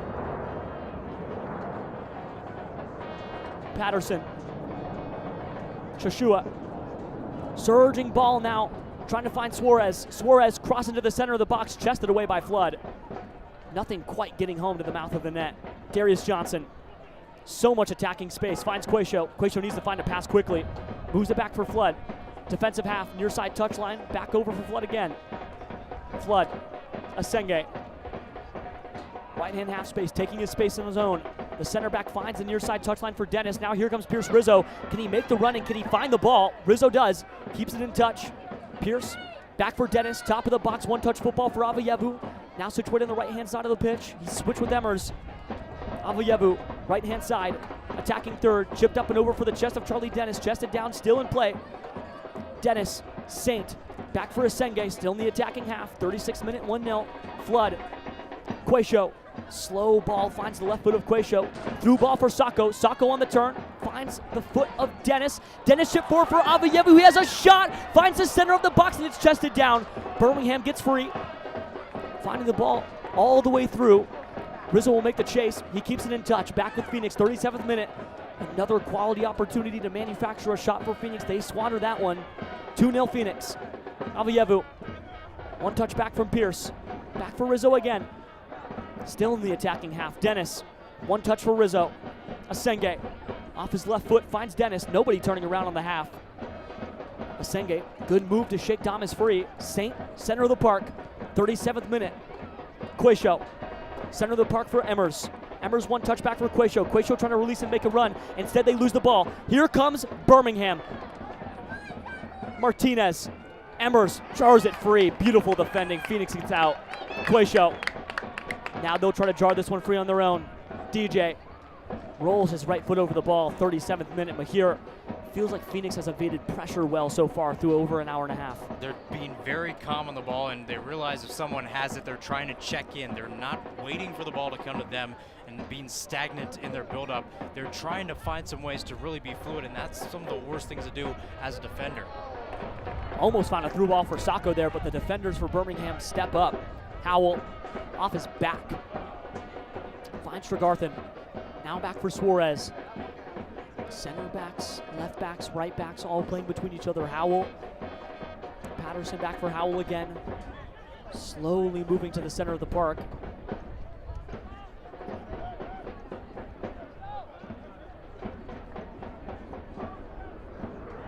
Martinez has dropped all the way back. They're almost playing in a back five in possession, it looks like. All the way out for Hamuda. Hamuda back for Patterson, skips the line for Martinez. Sitting on the half line, now breaking into the attacking half for Legion.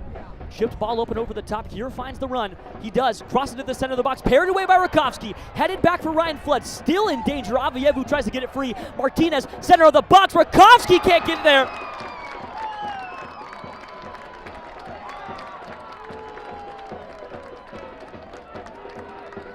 Might have been McElhatton.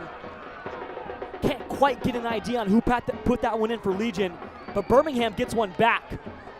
And just like that, it's 2-1 Legion. 39th minute. It's just Birmingham ball. I mean, this is just something where they just came into the box, struck a chance, and again, because Rising didn't clear and didn't have that extra opportunity to send it back into the midfield, Birmingham took their chance, and it didn't take long for them to try to make this a game. Could have been anybody up there. Could have been Tyler Pasher.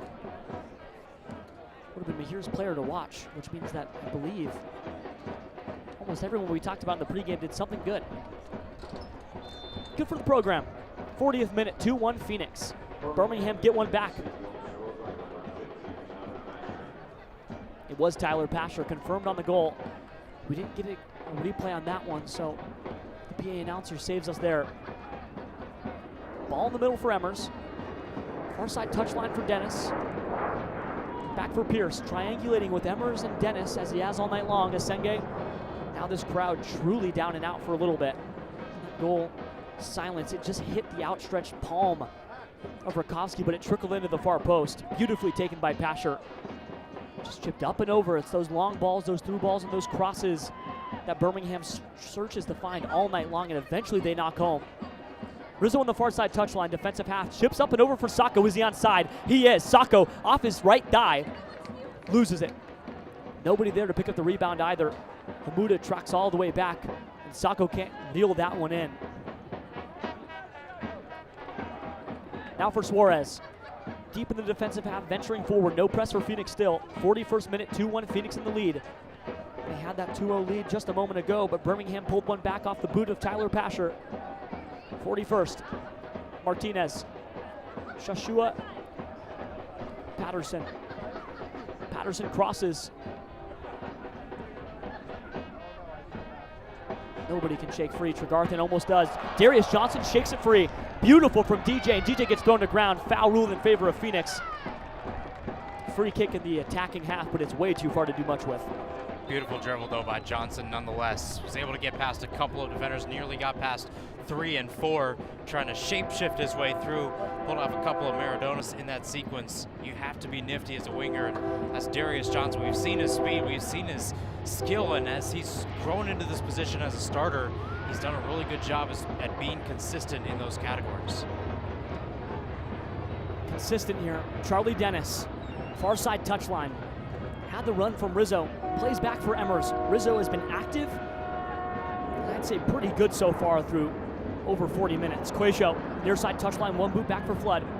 Over the timeline, Flood, Asenge. Senge serves the ball up and over. Fly ball caught into the mitt.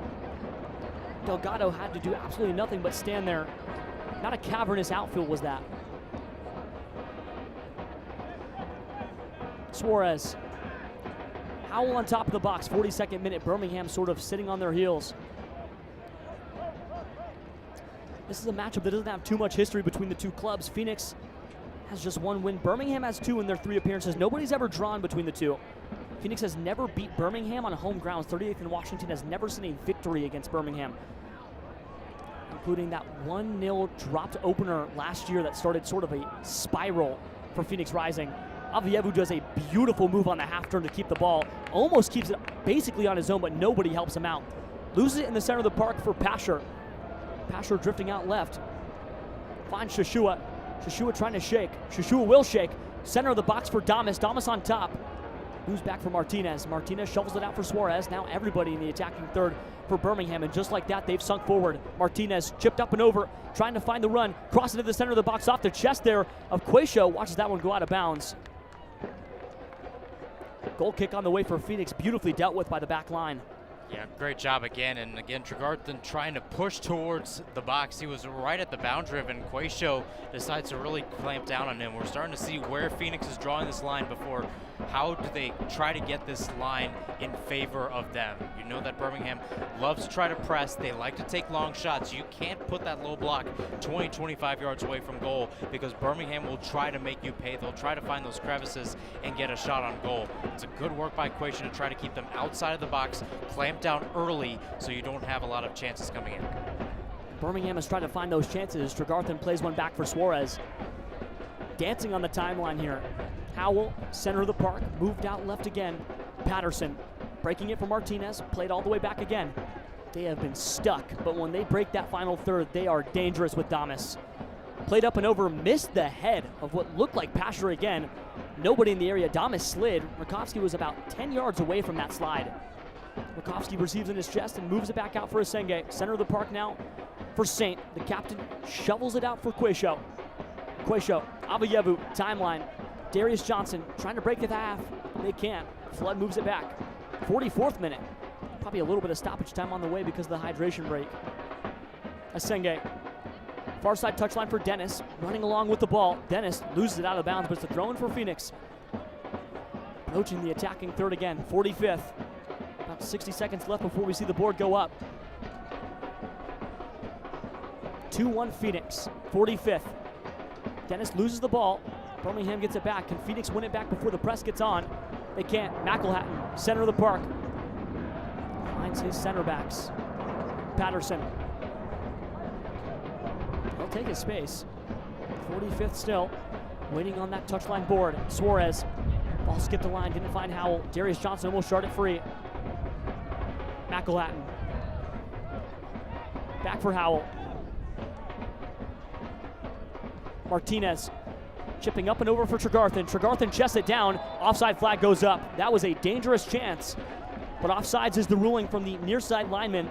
Our officiating crew tonight. Head referee John Matto, Fernando Fierro, the AR1, Peter Hansen, the AR2, and Benjamin Davis, the 4th official tonight. 4 minutes of extra time go up on the board. 45th has elapsed as we enter the 46th. We'll play at least 4 more minutes here as Phoenix leads 2-1 here in the first half. Productive for Phoenix. That goal that Birmingham got back feels like one that they shouldn't have conceded. Trying to battle through that one here for the final 4. Rakowski inviting pressure. Damas won't bite yet. Rakowski shovels back out for Asenge. Moves it to the right. Asenge, defensive half.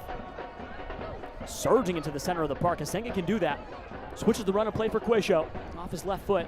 Darius Johnson wants to receive on the near side touchline. He will. Puts the left foot to the ball. Can he beat one? He can. It's jarred free. Here comes Sebastian and crew. Tregarthen, stutter steps. Quayshow, top of the box. Pasher. Pasher might take a shot. Booted away there by Saint. Damas was in the area. Kept down by Tregarthen. Dangerous boot there as Avievu gets thrown to ground. The foul gets ruled in his favor deep in the defensive half. Avievu threw his body on the line there, but it's ruled in favor of Phoenix here in the 47th. Still 2-1 Phoenix. feels like Phoenix is just trying to wade their way towards the end of this first half. Birmingham trying to pick up some extra momentum. If I'm Pamukkale, I want these guys to go forward. Just try to set up something. It may not be a goal, but if you can get a quarter kick, a free kick, just a shot that tries to tease Birmingham a little bit, try to play with them mentally, it can give you a lot more confidence going into the second half. Ryan Flood receives. Defensive half moving out for Quayshow in the 47th. 2-1, Phoenix Rising up at 38th in Washington on the Phoenix Rising Radio Network and KDUS AM 1060, which we'll pause for just 10 seconds to let them identify themselves.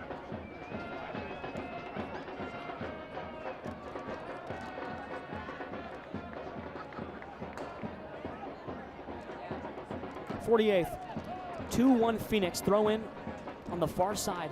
They move the ball back for Asenge in the defensive half. Damas has engaged the press now, but the rest of the team hasn't exactly done it. Saint, center of the park, chips one for Avayevu. Finds Emmers. Avayevu keeps it on his own. Avayevu, ball on his left foot. Pierce Rizzo on the far side touchline, moves back again for Avayevu. He has attacking space. Avayevu chips one for Sako. One ball finding Emmers. Headed into the night sky. Asenge tracks it down in the 48th. Still 2-1 Phoenix. Rizzo, far side touchline. Rizzo has to move it back. Saint in the center of the park. Captain's armband tonight. Quayshow takes a heavy touch. Bounces off the head of somebody in the area. All the way back for Tregarthen, who's sort of settled in as a right back for the moment. Suarez. Delgado. He ushers everybody forward, but nobody really bites on that either. 49th minute. About one more minute to go here. Phoenix Rising up 2-1 at home. Howell slowly but surely moving the ball down for Pasher. Martinez is drifted back up as the 10. Howell nods it back for Pasher, who shifts from right to left on his own. Howell let that one happen. Patterson. Shashua. To the center for McElhatton. Suarez. Still stuck on the timeline. No movement. Brick's ball has gotten stagnant again. 2-1 Phoenix in the 49th. Howell trying to receive the ball. Martinez trying to find a chip through the center. Damas in the area. Martinez still trying to get the ball free. Rizzo, ball in the air. Martinez tries to win the duel.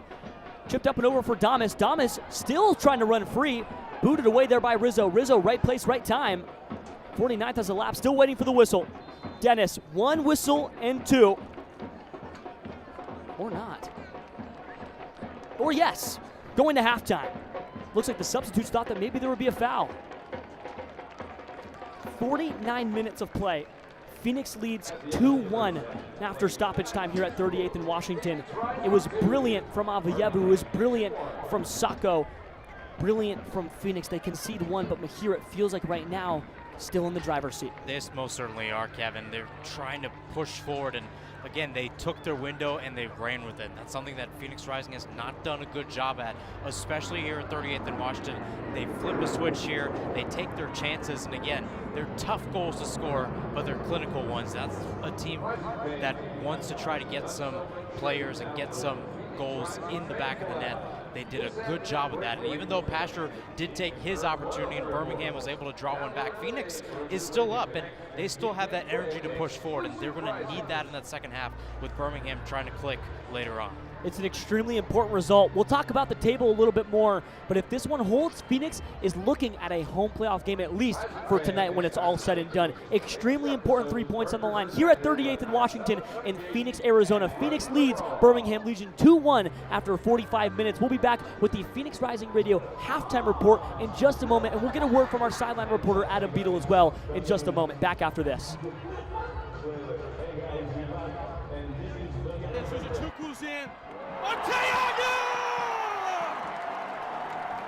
You're listening to Rising Radio, home of the 2023 USL champions. Bliss and a burst of red smoke. Phoenix Rising, our home. Welcome to 38th in Washington. Stick around for more as our broadcast continues. Join in on the the Sports Zoo on your ride home from work with Dave Rooster Bierstein. Join Rooster as he lays down what's happening around sports and makes it clear what's on his mind. Oh my. Catch the day's craziest stories and some of the latest numbers from the sports books across the valley. The Sports Zoo with Dave Rooster Bierstein. Yeah, I think that's kind of a wild option. Weekdays 5 to 6 p.m. on KDUS AM 1060 and on the KDUS 1060 app. Attention all clones. The Jim Rome Show is here for you every day here on KDUS AM 1060. Lots to get done. Welcome to the program. Listen in as Rome dives into the biggest sports headlines of the day. From final scores, player contracts and trades, team prospects, and even a spicy take or two. The Jim Rome Show, 1 to 4 p.m. every weekday here on KDUS AM 1060. That's the trick. Online at KDUS1060.com and on the KDUS 1060 app. James Out West, your home for sports down here in the desert. Join James and Pat the Stat Guy as they recap the weekend and dive deep into the numbers for the NFL, NBA, college sports, and more. That's 5 seasons of 1,200 yards. Player stats, team numbers, and contracts are just the start of the discussion for James and Pat. He started 815 career games. He threw 749 complete games. There's no hiding when it comes to stats. It's James Out West every Monday night from 7 to 8 p.m. right here on KDUS AM 1060 and on the KDUS 1060 app. Each day at work just dragging on. Get your sports fix on the lunch break. Join Chris Schubert and producer Evan live as they give their local perspective on the world of sports. Baseball, football, and basketball. Everything has a home on their plate. It's the lunch break with Chris Schubert, live Monday through Friday, 11 a.m. to 1 p.m. on KDUS AM 1060, on the KDUS 1060 app, and KDUS 1060 on YouTube. Buying a house can seem almost impossible, especially today. But with the right agent in your corner, it makes the challenge seem effortless. Hi, I'm Connor Cochran with Good Oak Real Estate, your go-to agent in the Valley. Whether you're buying, selling, or investing, I'm here to guide you every step of the way. Because finding the perfect home shouldn't be stressful, it should be exciting. Call 480-688-3200 today. Again, that's 480-688-3200. Let's have the conversation. Hey Phoenix Rising fans, this is Discount Tire, your hometown tire retailer and trusted partner on the road for over 65 years. We know it can be overwhelming when buying tires, but we're here to help. Our online tire buying guide, Treadwell, makes finding the right tire simple. Just plug in your vehicle, location, and driving habits, and Treadwell will give you unbiased, personalized recommendations based on your needs, not based on price. Inviting, easy, and safe. Just how tire buying should be. Shop tires with Treadwell at discounttire.com. Let's get you taken care of.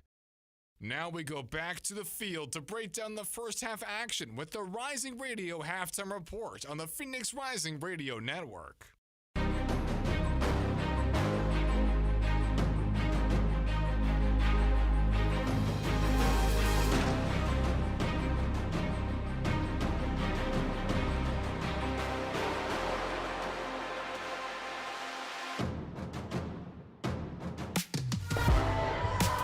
Back at 38th in Washington here on the Phoenix Rising Radio pregame halftime report. My apologies. Sorry, it's a little hot outside and I had to scramble. 10 minutes to go until we get back for the final 45. But Phoenix leads Birmingham Legion 2-1 at home here in Phoenix, Arizona. 38th in Washington, looking for just their third win at home so far in 2025. Kevin Cardez joined with my analyst Mahir Sinhasan and our sideline reporter, who we'll go down to right now, Adam Beadle. He had a close-up view on not one but two fantastic goals from Phoenix Rising in the first 45.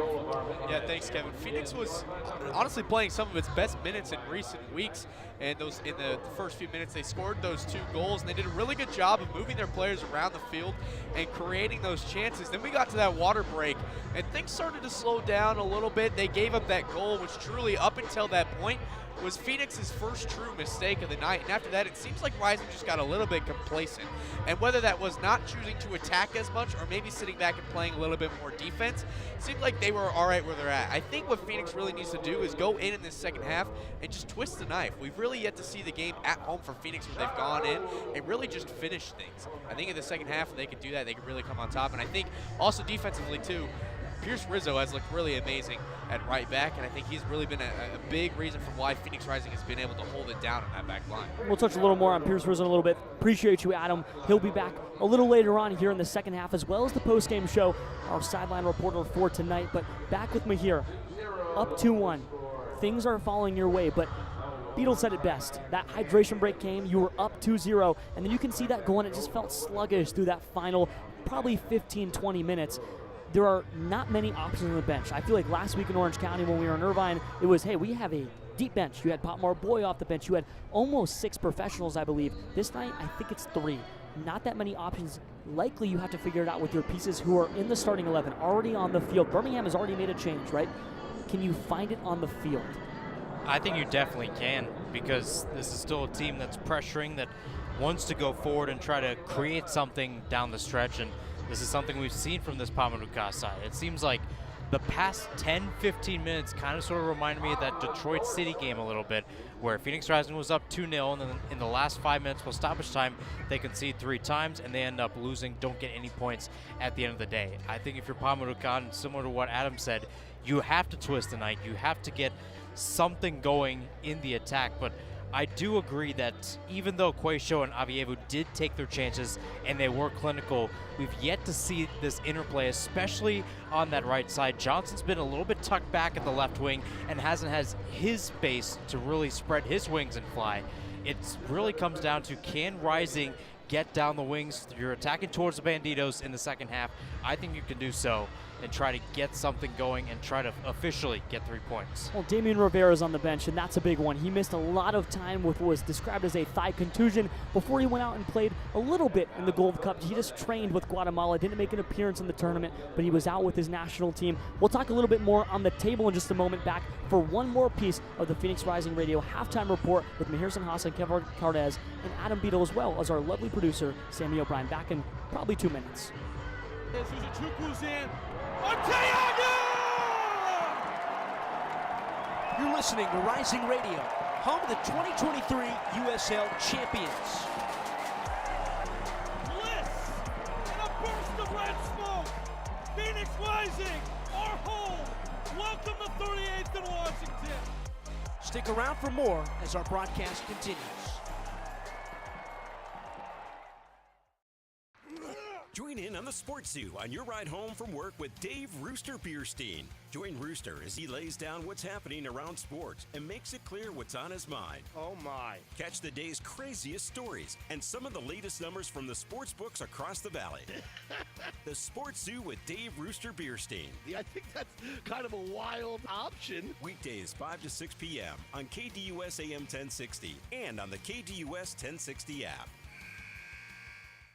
Attention all clones. The Jim Rome Show is here for you every day here on KDUS AM 1060. Lots to get done. Welcome to the program. Listen in as Rome dives into the biggest sports headlines of the day.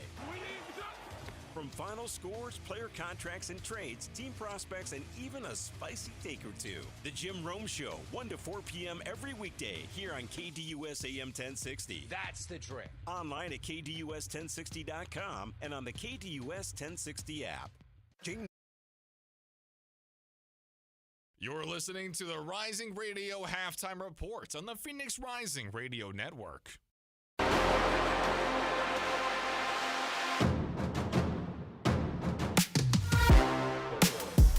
2-1 your score at 38th in Washington after 45 minutes played. Phoenix Rising leading Birmingham Legion. Now we'll take a look at a little out-of-town scoreboard. Las Vegas Lights just lost 6-0 to El Paso Locomotive. Now El Paso move up to 26 points in the table, and they do hold the tiebreaker for now over Phoenix Rising. So if all holds still at 26 points apiece, El Paso will be third in the West, and Phoenix will be fourth in the West, which is still good for a home playoff game. But that's only if San Antonio and Sacramento hold their current 1-1 draw as they enter the second half of their game. If that holds true, that means Phoenix, with a win, of course, and 3 points, will jump into a home playoff spot. But here, the West is just so compact. It sure is, Kevin. And I mean, there's so many things that can either go in favor of Rising or not. Of course, the biggest one right now with 20 minutes plus stoppage time to go between San Antonio FC and Sacramento Republic FC. If it holds right now, Rising in that number 4 spot, as it is right now, if the season ends today, they would host a home match. So this is where Phoenix Rising has to trust other teams, but most importantly, trust themselves, because you never know what can happen,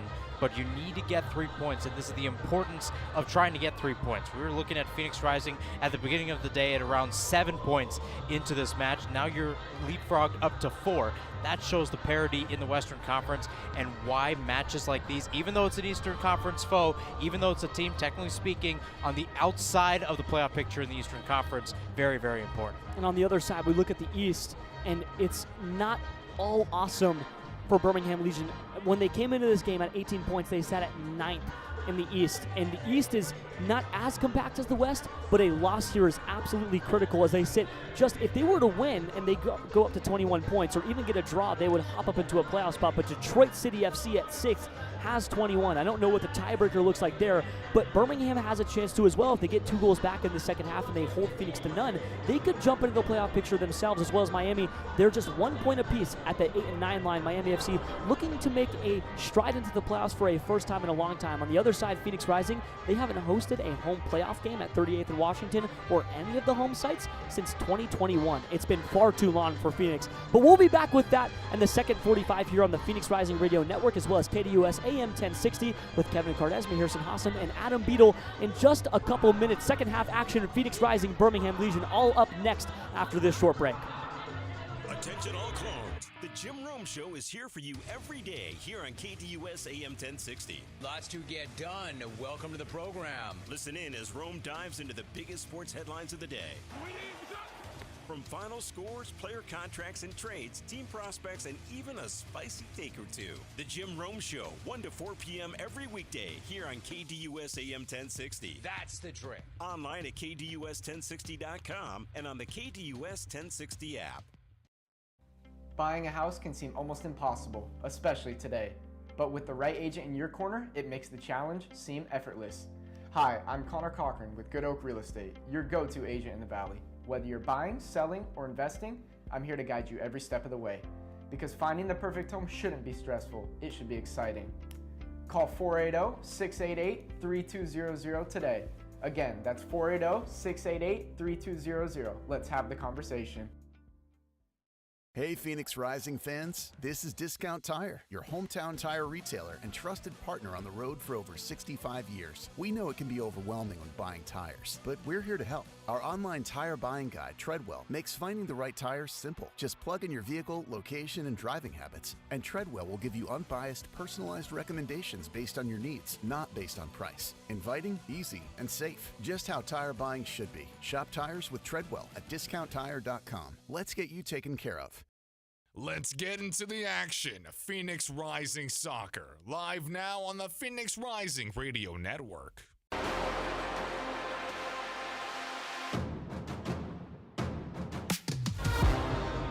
Back here for second half action at 38th in Washington. It's 2-1 Phoenix Rising. They lead Birmingham Legion here at home in front of a home crowd. Their first home game since the 4th of July. That's, yes, a month ago. It's been 29 days. They went on a 3-game road trip in a row. They had a win in Oakland, a draw or a shootout victory against El Paso Locomotive, and finally a 4-1 loss against the Danny Stone-led Orange County Soccer Club just 3 days ago. 72 hours later, they lead here after 45 minutes, Mahirson Hassan, 2-1 against Birmingham. Yeah, it's definitely a half that went in favor of Phoenix, and they really pushed to the max in the first 30 minutes, but ever since that water break, Birmingham has tried to fight their way back into this one.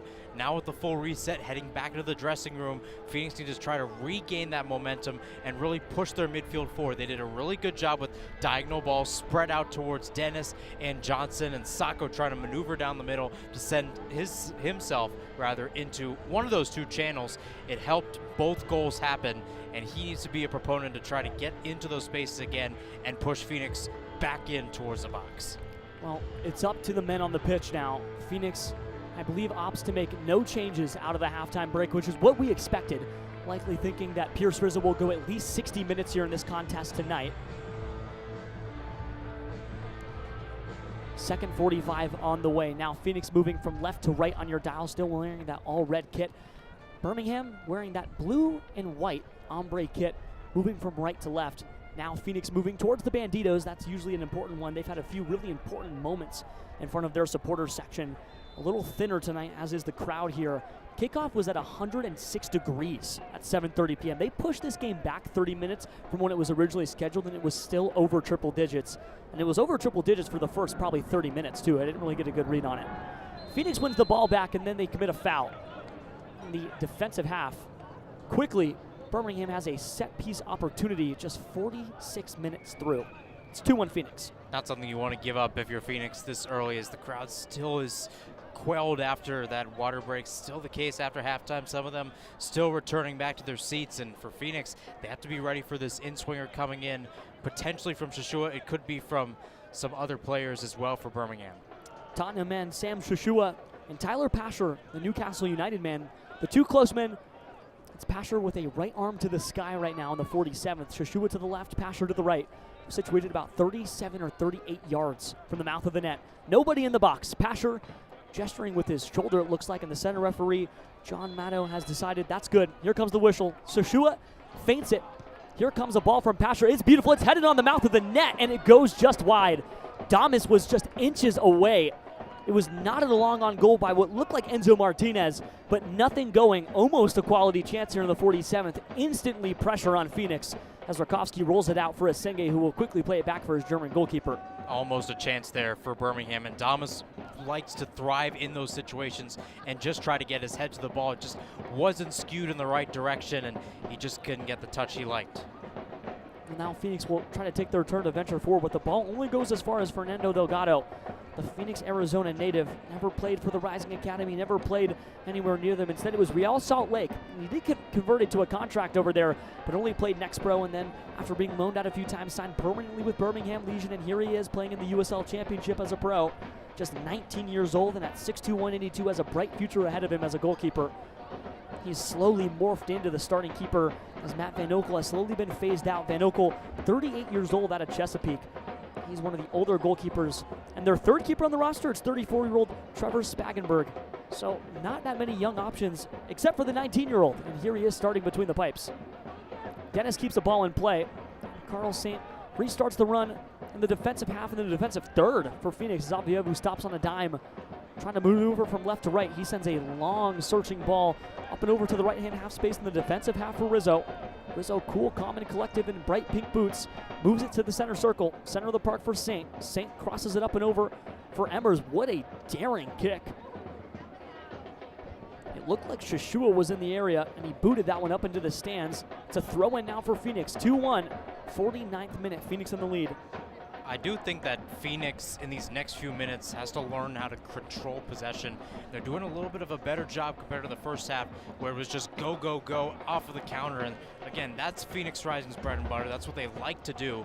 But as a midfielder, as a forward, wherever you are on the pitch, you have to learn how to control the ball and make the easiest pass. Pierce Rizzo will try to do that now with Emmers. Emmers plays it out now for Quisho. Now it's Dennis. Loses the ball. Rizzo in the area, boots it free. Beautiful and timely again from Pierce Rizzo. Charlie Dennis keeps it in touch, but can he get free from Hamuda? He doesn't.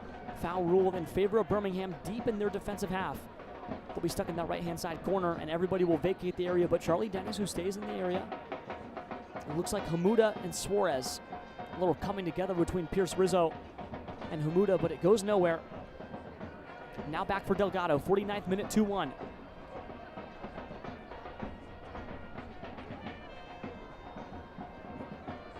Center of the park for Howell, back out for Suarez. Suarez slowly drifting up. Suarez bumps it out to the near side touchline. Nobody really getting free. Hamuda has to move it back. Howell, shuttling play. Delgado. Michael Hatton trying to drop in. Instead they find Patterson and Suarez. Everybody trying to shift forward. This mid-block Mahir, we talked about it once, but it's hard to understate. They are moving like a unit as the ball shifts from left to right. Now we'll see if the mid-block can move. Little one-touch football on the far side. Foul committed by Carl Fred Saint. Set piece on the way here. Somebody goes down on the far side. It looks like likely Shashua trying to make a darting run on the far side touchline. 49th minute turning into the 50th. It's 2-1 Phoenix. We were talking about the mid-block earlier, Kevin. It's really interesting to see how Rising is building out of that, where Avievu is essentially playing as a forward next to Sacco and and Dennis is somewhat drifting back.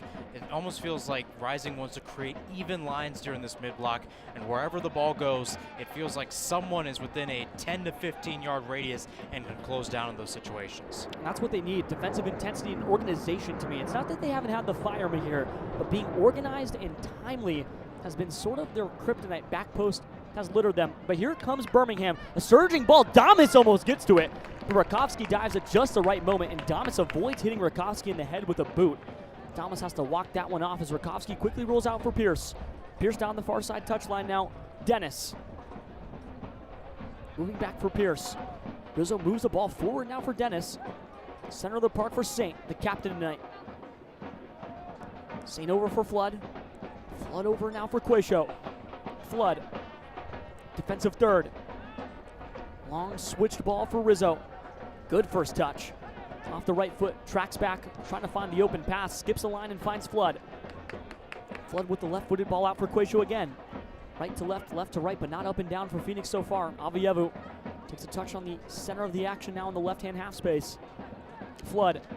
Bright white cast adorning that right-hand side. It's gotten a little lighter over the last few weeks. It started as a big bright red cast, and then it was a big sort of heavy black cast, and now it's a lighter white taped cast. I still think it's a cast. I can't really tell.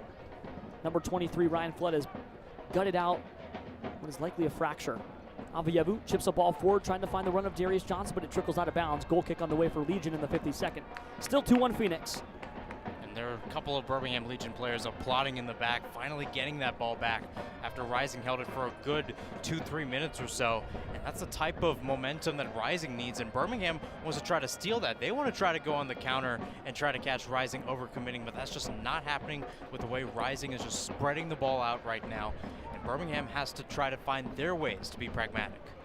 Well, long ball up and over the top. That's Briggs' ball. That's Birmingham ball. And 25, and it goes out of bounds off the head of Quayshow, and here comes a throw in the attacking third for Birmingham. Legion move it back, center of the park for McElhatton. Shashua out for Pasher, now on the far side touchline for Martinez. Nobody really getting free. McElhatton, center of the park. He moved the ball from right to left. Finds Suarez, finds Howell. Center back moves it out to the right now for Patterson again. Still nothing really going. Howell. To the left. Patterson again. Chipped into the middle of the park. Shashua can't quite get free. Emmers on the run. Almost jars it again. Here comes Sacco and Emmers and Dennis. Dennis, a poor pass played. There's Rizzo. Rizzo gets beat. Turned on the half. Will Rizzo commit a tactical foul? He's trying to get back, and he beat his man. That's Shashua. The Tottenham man tries to chip one up and over. It's Damas going for the bike. Another shot, and it's in.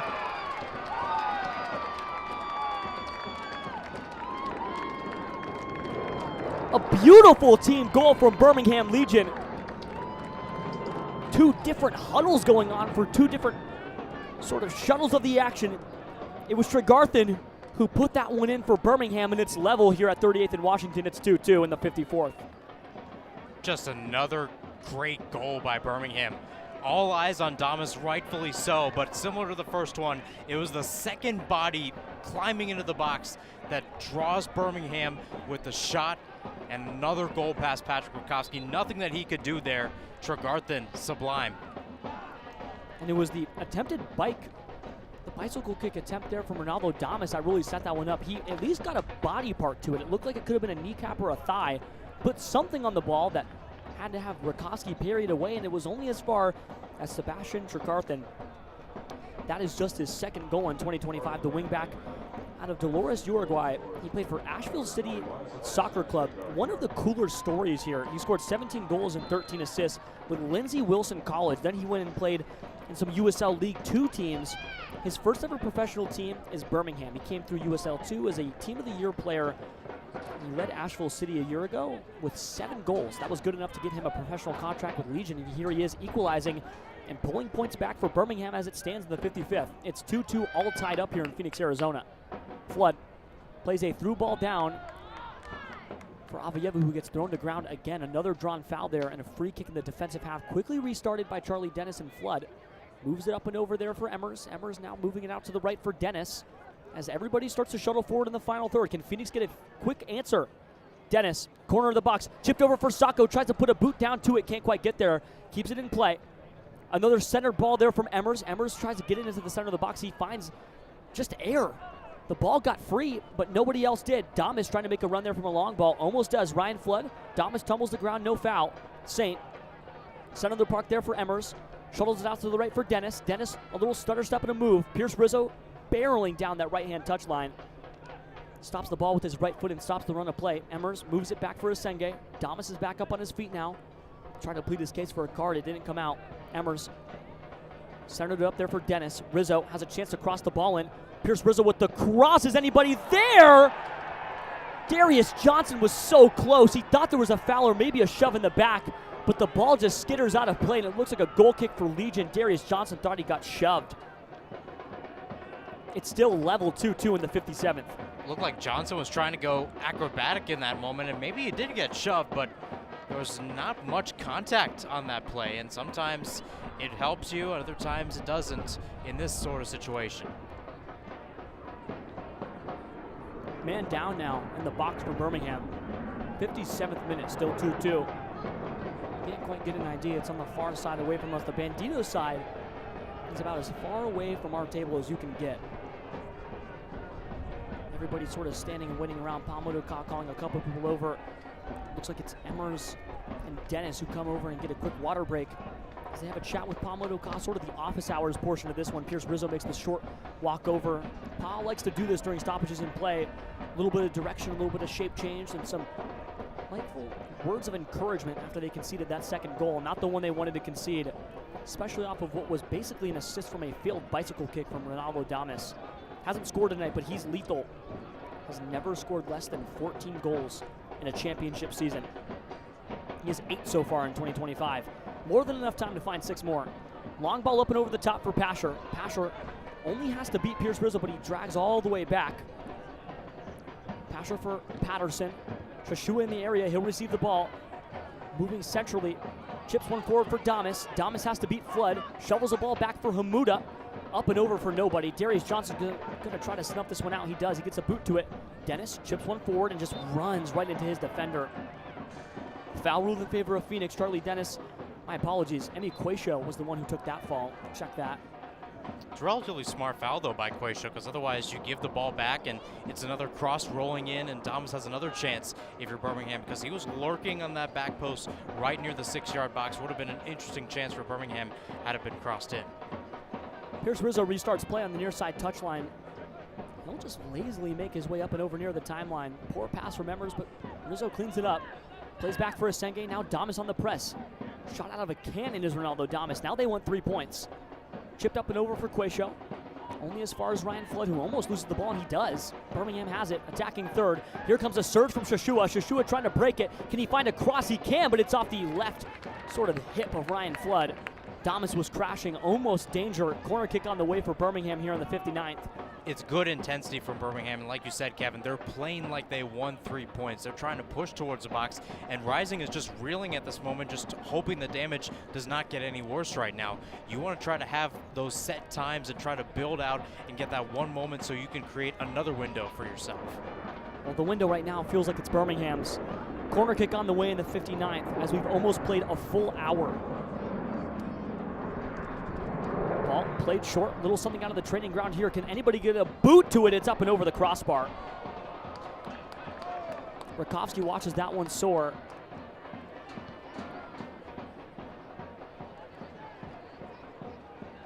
Ball restarted there for Dennis. Dennis chips it up and over, trying to find Avayevu or Sacco. Avayevu gets ahead to it. Sacco trying to chest it down. He's pushed, and the offside flag goes up. That was a pretty late flag there at the hour mark on Sacco, and he's pretty upset about that one. I understand. He was all the way through by the time that flag had already popped up. And Sacco's playing almost overtime right now. Avayevu's pushed himself up to essentially be another forward. Johnson has dropped back. It's interesting to see how this Rising team is playing, Kevin. We mentioned it at halftime. They have a very weak bench today for what they have available, especially down the wing. Damian Rivera, you can plug in. He did get 15 minutes against Orange County, but the question is, who do you take off? When do you make those changes? Not many people are up and moving. It looks like it might be Jamison Ping who has the yellow penny on and is currently making a quick run, but nobody who's been motioned over to the bench to receive instructions. So for now, this hour mark crew will be the hour mark crew. As now the substitutes, as right as I say that, get up. But it's Birmingham on the move. Pierce Rizzo gets a boot to it. That was timely.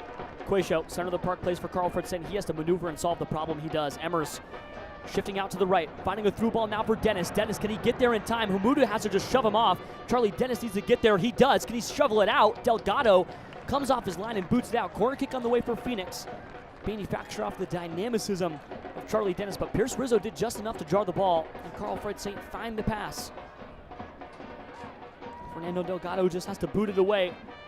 Near side corner flag, right-hand side from our vantage point, right in front of the Banditos. It's Charlie Dennis to take. Left-footed ball in swinging. He'll try to find the back post. Every body situated towards the back. Charlie Dennis, corner kick on the way in the 62nd minute. Phoenix Rising Football Club. Can they find their third goal? Can they find 3 points? That is the question. Can they surge into a home playoff spot and find their third win at home in 2025? So many questions. Does Charlie Dennis have the answer? Booted, finds the back post, drifts over absolutely everybody. Avayevu out for Rizzo, crossing it in, finds the head of almost Sacco. Still kept in touch by Flood. Flood, Emmers tries to find a banger. Sacco almost volleys it, but it just goes out of bounds. Takes a glance, though, off of a Birmingham defender, and another corner kick on the way from Dennis as he pumps up the crowd. 62nd minute, still square at 2. Long walk over for Charlie as he sets up to take the exact same piece of service that he did 20 seconds ago. Is a mulligan when he needs to find the third goal. Phoenix needs a little magic. Dennis serves, back post. Can he find anybody? Finds the chest of Sacco. Sacco squares it. Can he put a shot on the net? Here comes Sacco. He just loses it out of touch. Goal kick on the way for Legion. Still knotted at 2. Once again, a decent chance for Sacco, but the problem is he's that main point. Nobody's really there in the box. And yes, Asenge was up there along with Flood. You have your 2 center backs trying to provide some opportunities as well. It just can't find the head of anybody in the area. And Sacco, again, he's trying. He has some height, but he's not the tallest guy on the pitch. He's not the tallest guy in the team. But nonetheless, Rising trying to implement themselves in the attacking third. Feels like the only game plan that they've implemented so far is hope that they don't get scored on. Phoenix hasn't really been exactly invigorated on offense. Rizzo jars the ball free. Will the linesman rule in favor of Phoenix? He won't. Throwing out the timeline for Birmingham. Near side touchline. Drifting into the attacking half. A booted ball from Shashua. He finds the run of Damas. Can Damas put a shot on goal? He puts a right foot on it. Asenge, the only one in defense. 2 hands in the air trying not to foul in the box. Shashua, edge of the box. Can he beat out Emmers? Shashua dancing, finding Hamuda, booted away by Carl Fred St. Now Dennis has a chance to counter. Chipped up and over. Can Sacco make the run? Is he onside when he puts a boot to the ball? He is, but he loses it out of touch. 64th minute, and Sacco had a run, but he loses it out of bounds, and it's still knotted at 2. Close, but no cigar for Nino. 64th minute. About 25 minutes left to play here. What does both teams have in the tank? And can someone find a third goal, or will this end in the first ever draw between these two teams? Just 3 all-time matchups. 2 wins for Birmingham, 1 win for Phoenix. No wins for Phoenix at 38th and Washington against Birmingham. They dropped their 2024 season opener against this Legion team. Chested ball down. Here comes Martinez and crew. Can they find a cross into the box? Damas is crashing. Martinez almost puts it in, and he does!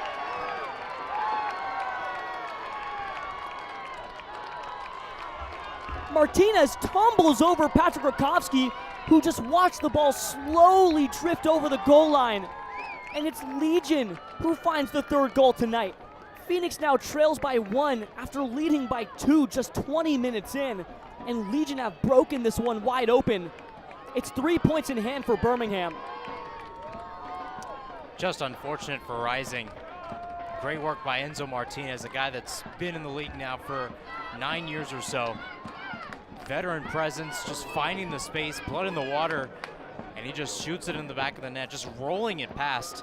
A couple of Rising players flailing on that chance, and again, they just couldn't get to the ball first, and it ends up haunting them. Frustrating for Phoenix. That is not the one that you want to concede. Enzo Martinez at 34 years old, out of Uruguay. He played for Charlotte Independence before. He's put in now 135 appearances with Legion since 2022. That's 4 total years with the clubs, and he's one of the greatest stalwarts of the USA Second Division. He's notched even an entire year with Colorado Rapids up in the first year in Major League Soccer. Over 250 Second Division appearances for Enzo. He's a 3-time USL first teamer in 2018, 2016, and 2022. His 20 MLS games separate his time between the divisions. Rakowski plays a ball out for Rizzo. It's a smooth touch as he drifts towards the timeline. Now Shashua back in defense. Poor ball from Rizzo, but he tries to win it back. Only as far as Pasher. Pasher heads it forward for Damas, and now Damas has a chance to break. Basher trying to find the through ball. Instead, it's played short for Quayshow. Quayshow cleans it up through the center of the park for Nino. Sacco now turning on the half. Can he find Avayevu? It's a poor pass played. Avayevu tries to chip it forward, but it's kept in play again. More poor play. Pasher. All the way back for Martinez. The third goal scorer tonight for Birmingham, and the energy has completely left the stadium. Phoenix on the trail by a goal. Hamuda plays a ball up and over for Damas. Now Rakowski comes off his line and quickly receives it. Damas pulls up at just the last moment and doesn't hit the goalkeeper. Flood out to the left. Quayshow calls for the ball and receives low. Stuck in the defensive half. Captain Carl Fred Saint, center of the park, centers it up and moves it out for Rizzo again. Rizzo has been left open. Emmers. Timeline. Dennis. Near side touchline. 67th minute, 3-2 Birmingham. Rizzo. No pressing defensive intensity, and he just loses the ball. Plays a poor pass from McElhatton, and now Legion have it back. Shashua trying to jar free, and Damas doesn't quite get there. Foul ruled on Charlie Dennis. He takes a tactical one. No card comes out of the pocket.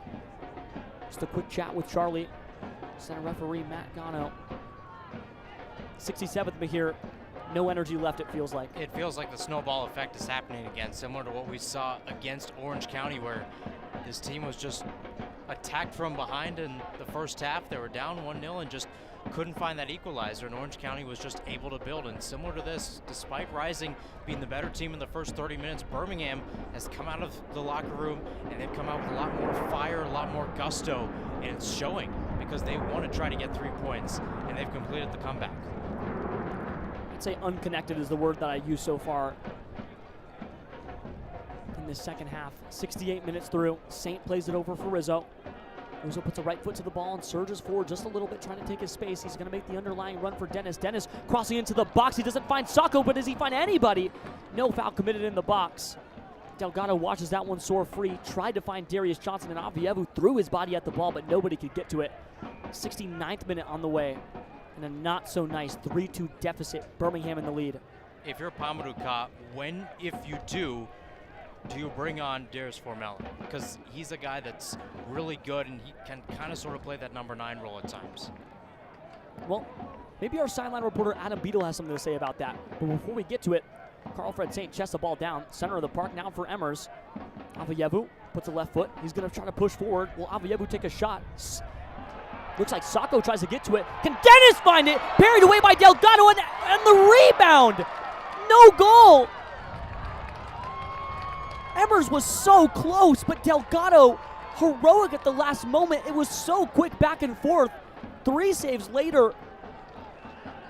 Absolute madness in front of the mouth of the net, but Phoenix keeps the ball. Dennis chipping towards the back post. Can he find Darius Johnson? He puts a boot to the ball, but it goes out of bounds. Now we'll throw it to our sideline reporter, Adam Beadle. So much going on. Yeah, I want to go back to kind of what Mahir said. It feels like Phoenix Birmingham's kind of coming from behind, but it's almost as if Birmingham's coming from in front. And what I mean by that is Phoenix has really struggled these last 2 goals getting back on defense, and that's really where Birmingham has beat them. I go back to that last goal, though. I was standing right in front of it. It's kind of just an unlucky bounce for Patrick Rakowski. Went to slide for the ball, bounced off his chest, and just luckily went off a Birmingham player's knee and right into the goal. Honestly, you can't, something lucky like that you can't really account for, but still Phoenix not in the proper position to make a stop defensively. Appreciate you, Adam. A little more from you later on. Fantastic work on the sidelines. A little scuffle, and it looks like a foul ruled in favor of Phoenix in the attacking third. Now, these are the ones that you want to win. They haven't really had this opportunity so far. We'll keep Adam here as he has the headset on. He has a little sideline view here, and we have a little closer on it. We'll at least get that laser shot from his eye-to-eye viewpoint. We'll keep him muted for now, but we'll bring him on once the set piece is done. A little more to talk with him after this here in the 71st. It's 3-2 Birmingham.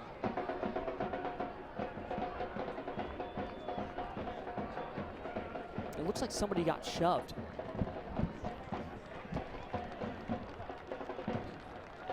Well, now Pamunuka will start to move the chess pieces. Damian Rivera makes the long run onto the pitch. And I believe he replaces Pierce Rizzo.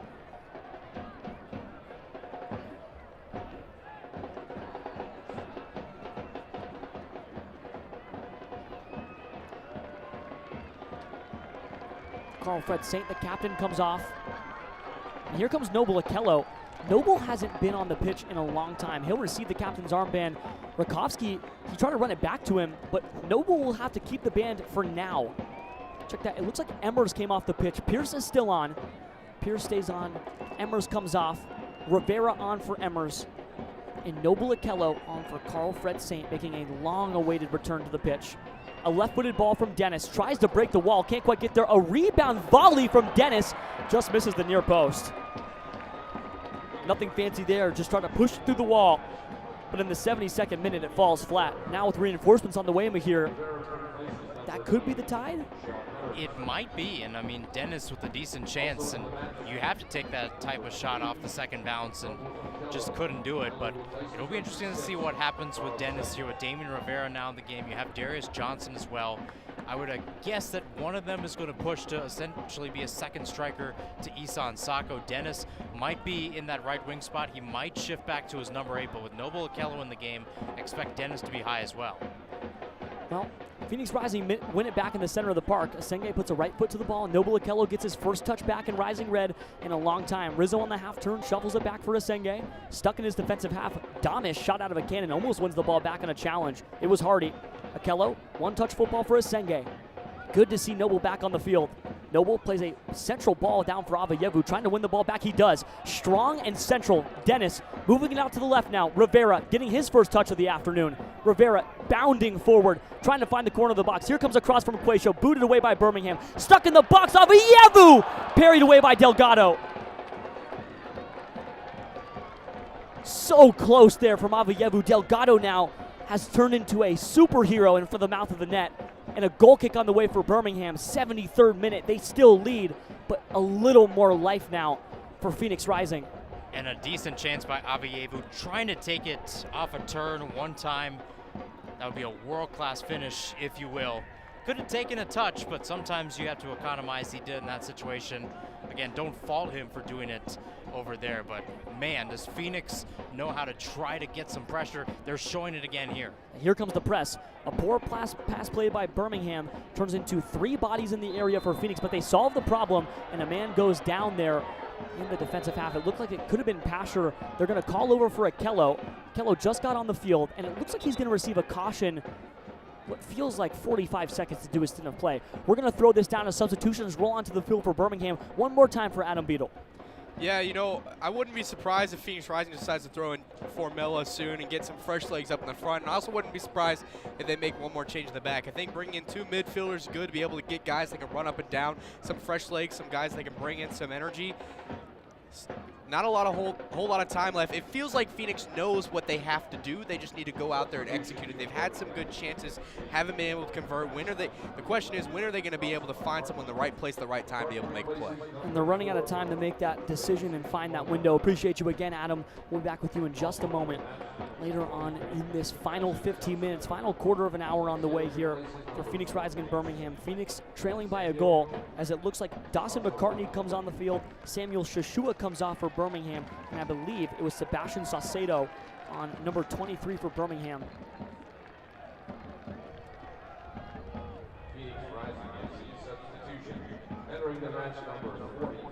Here comes Jamison Ping in for Pierce Rizzo. Academy kid comes off for Academy kid, turned into a professional. And we'll see what this does. He's been sort of an energy setter. He has 2 assists in the USL Jägermeister Cup. He still hasn't notched his USL Championship goal contribution. perhaps they shift into the back three. They chased in week 2 on the road in El Paso in a back three. Mohamed Traore scored a moon ball, one of the greatest goals that Phoenix Rising has ever seen, from halfway out. Ball chipped forward from Sacco, and Quayshow jarred forward for Damian Rivera. Sacco's down, but they're going to let this one play on. Here comes Rivera, breaking into the box. Can Rivera get to the ball? He loses it at the last moment. Play on ruled, and Sacco is down on the ground in agony. Birmingham wins it back, but a sliding challenge there from Quayshow pushes the ball up and out of play. Sacco is worse for wear in the center of the park, trying to shake that one off, but he's stumbling. And Sacco is the only player, Mahir, in 2025 now left, who has played every single game for Phoenix Rising. That's what you want out of a workhorse. That's what you want out of a guy that is crucial for this team's success. He's brought in to try to create his chances as a number 9. He's spreaded his talents out of the wings a few times. Done a good job this season. 76th minute, still 3-2 Phoenix. On the trail, they are back by a goal. Birmingham, 3 goals unanswered. Phoenix has sat pat after they scored 2 goals in the opening 25. It was a beautiful strike from Avayevu, a beautiful strike from Quayshow. An assist from Avayevu assisted Quayshow, so it's 2 contributions on the night for Hope. And an assist from Sacco on the Avayevu goal in the 25th. Since then, absolutely nothing giving.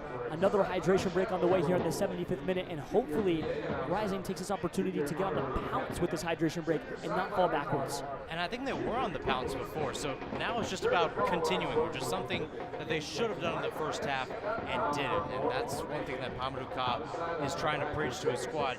Now you have to do it. It's not a want, it's a need. And they have to try to bolster themselves forward. Jameson Ping coming into this match is really interesting because he can play that 6, 8, potentially a 10 spot. He was in that 10 spot against El Paso in the Jägermeister Cup, but he might be playing in that right back position.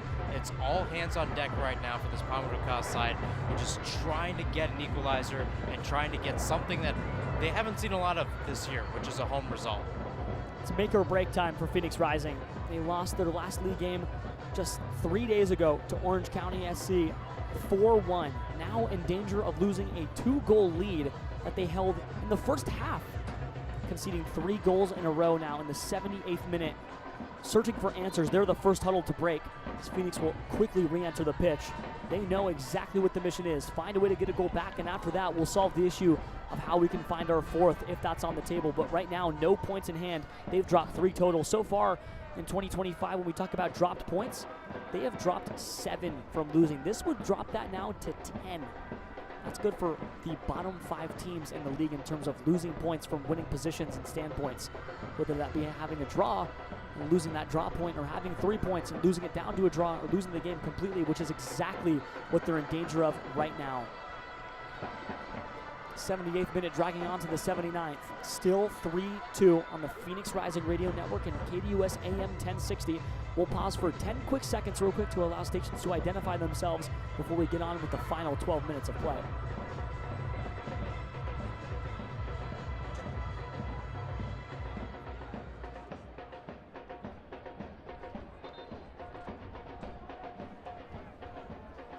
'79th, 3-2 Birmingham. Does Phoenix have an answer in them after watching Birmingham answer the question 3 times?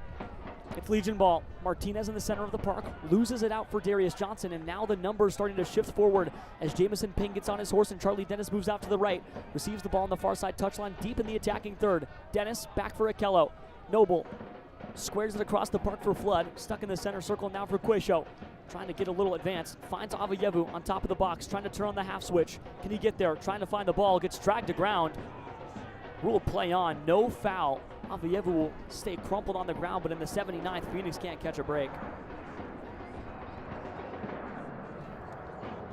Kind of goes back to what we were seeing earlier, Kevin, and we talked about it pregame, where some of these road trips Phoenix Rising would take, yes, there would be goals, but there were individual performances, there were individual standouts, and Avayevu's dribble is a good example of that. He's individually trying to move his way down the pitch. It's not a team-building exercise right now. Rising needs to make it like that to try to bring back that continuity that they saw in the first half.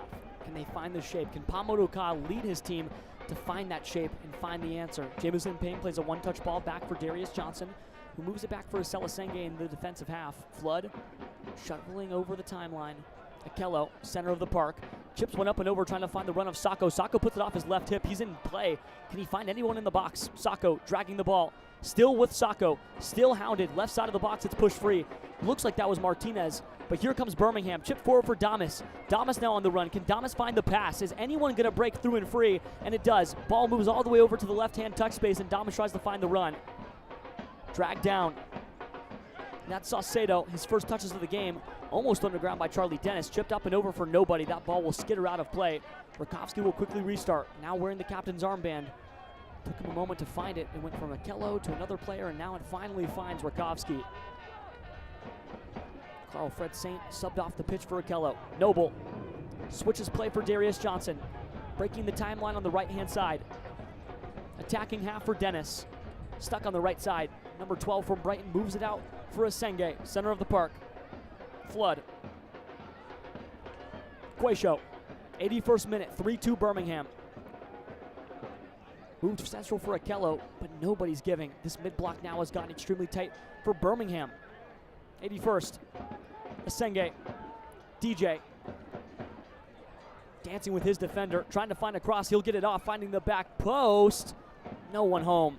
Akello sends up some claps, but absolutely no one in the area. And in the 82nd, it's still 3-2 Birmingham. But I do like the idea of Akello pressing high. 6'5", the tallest guy on this team in terms of field players. He needs to be in the attack to try to get some sort of head on the ball and send it towards the back of the net. He's been crucial in set-piece situations against El Paso and against Las Vegas, scoring in both of those situations. He can do it anywhere on the pitch. Darius Johnson's going to try to jar this ball free. Ronaldo Damas has to be careful. Asela Asenge trying to push the ball out, but Damas is so strong. Foul committed by Asenge. Center referee says no more on that. Asenge was in attack mode. Damas throws it back. Free kick in the defensive half, but just on the edge of the timeline. In the left-hand half space for Legion in their attacking direction. 82nd minute, turning into the 83rd. Likely a few minutes of stoppage time on the way, as it looks like Stephen Turnbull is readying with instruction from Mark Briggs and crew. We'll see when he finally makes his entrance. And if Pamuduka has any more levers to pull on his side, not many professionals left on the bench for him, if any at all, besides Tristan Henry, the backup goalkeeper tonight. Center of the park. Legion just shuffling the ball back and forth, content to sit on their heels. McElhatton sitting in the center, ready to receive any wide balls. Everything goes out. And a yellow card comes out of the pocket here at the last moment. It looks like it's likely Damian Rivera, the one to pick up the booking. That's now 2 yellow cards for 2 substitutions in Phoenix. Noble Akello booked, Damian Rivera booked in the 83rd. They got to be careful. They're already missing their captain tonight, Potmar Boy, on red card suspension, his 2nd of the year. Received from the same referee that issued him one months ago in Monterey Bay. He got a red card there for violent conduct. He gets a red card for violent conduct again on the road in Orange County. Same center referee, and only the 2nd game that center referee had officiated all year long for Phoenix. Lightning strikes twice sometimes in the Valley. 84th minute. Still 3-2. Mahir, it feels like nothing's going to give. Yeah, I mean, it's just tough for Phoenix Rising right now. They've been on the back foot over the past 20-25 minutes, and it seems like at times they've fallen into apathy where they're letting Birmingham just go ahead and attack and dictate the game. And even though they have these attacks running forward, it doesn't seem like there's fervor. It seems like they're in 2nd gear. They're not trying to push. They're not trying to be intense at times and just try to get something in, and all of a sudden there's some sort of momentum switcher. They're just hoping right now. Well, sometimes all you need is a little hope. No Papayevu's put in a goal and an assist tonight, so maybe he'll be the answer. 84th minute, turning into the 85th. A little substitution work comes out now from the box for Birmingham. Stephen Turnbull entering the pitch. It'll be Sebastian Tregarthen who comes off. He scored a goal. Productive night for Sebastian, clapping up to himself as a small but I'd say hearty crowd for the away fans for Birmingham so far tonight. Yeah, I would agree with you. I haven't seen that away section very full this year, so I'll give them credit. Detroit had a good crowd too, and Detroit also saw a collapse. 85th minute. 3-2 Birmingham at 38th in Washington. Turnbull puts a boot to the ball. And we're off and running for Suarez. Play through towards the center, and it's knotted along. Darius Johnson there to clean it up. It looks like Birmingham's going to be content to sit here. Formella readying on the touchline. Likely to come in for Isan Sako or one of the wingers. I'd be shocked if it was Charlie Dennis. J-Mo receives in the center of the park. Finds Avayevu. Out for Dennis. Attacking third, stuck in that corner. Avayevu making the underlapping run. Here comes a cross into the center of the box. It's almost pushing it, it is!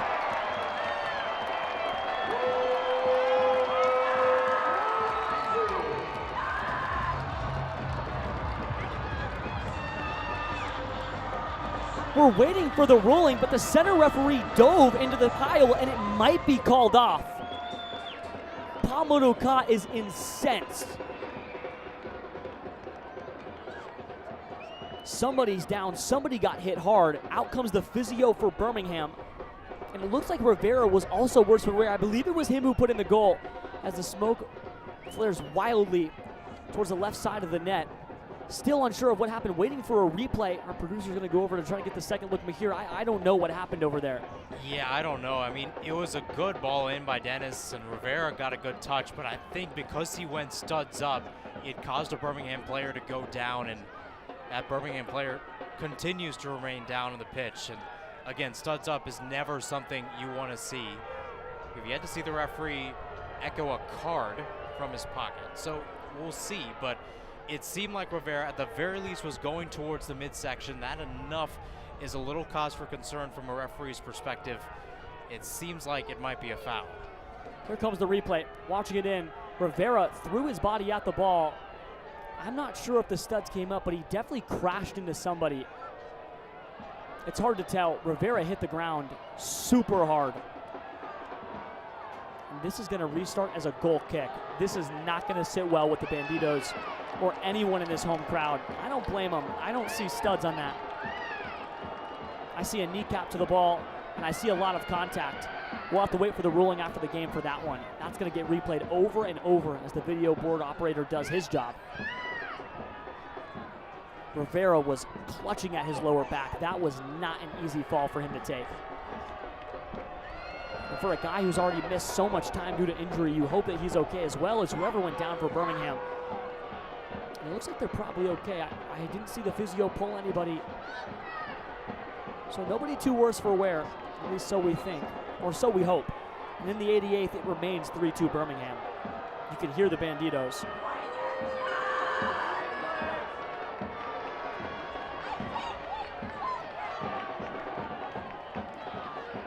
Unhappy bunch here.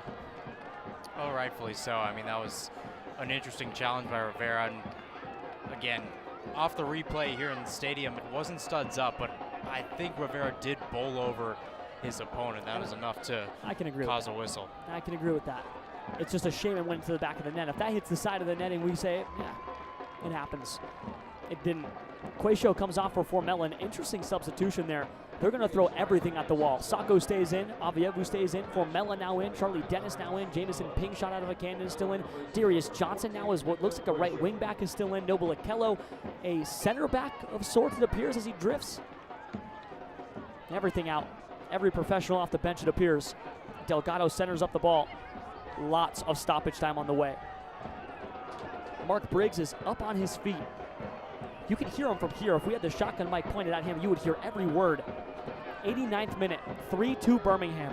Everybody ushered forward as Fernando Delgado, the Phoenix native, sends a long ball up and into the night sky, trying to find the head of anybody in his team, but it's quickly picked up by Phoenix. Avayevu chips the ball up and over for nobody.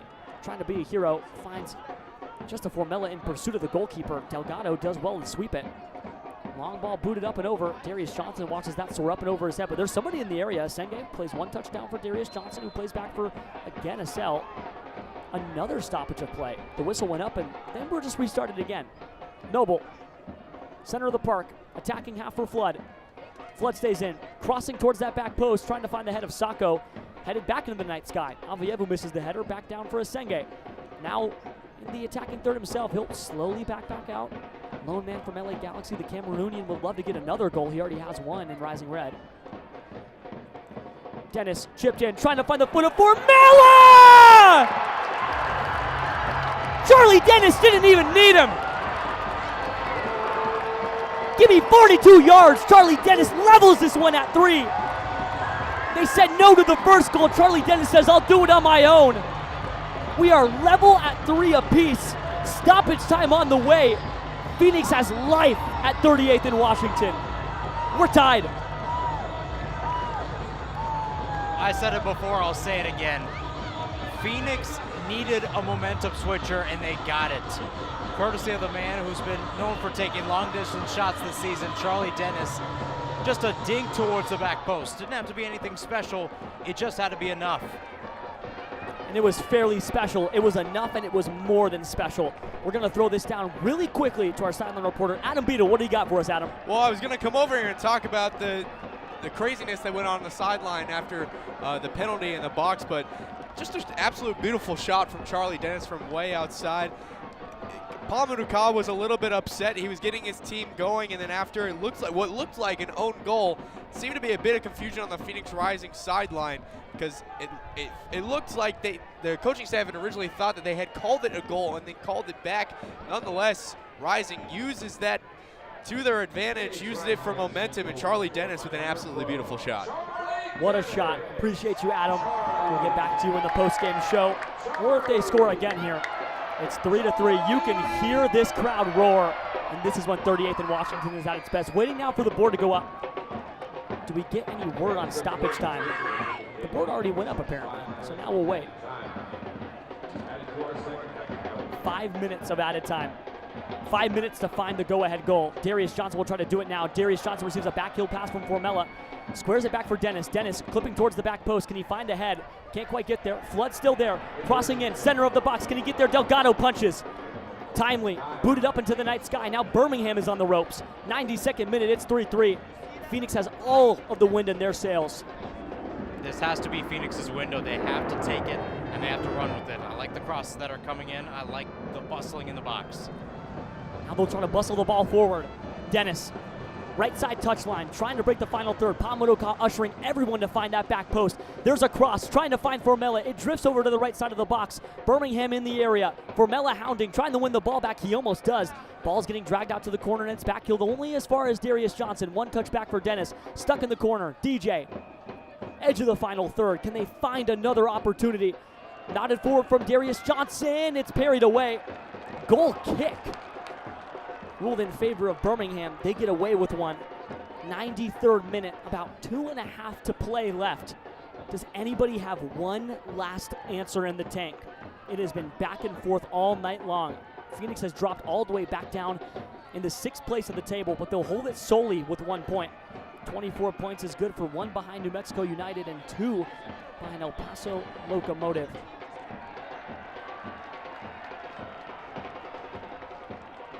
El Paso got a crucial victory, so regardless of what happens here, there's no playoff spot at stake for Phoenix. But 3 points is certainly better than 1.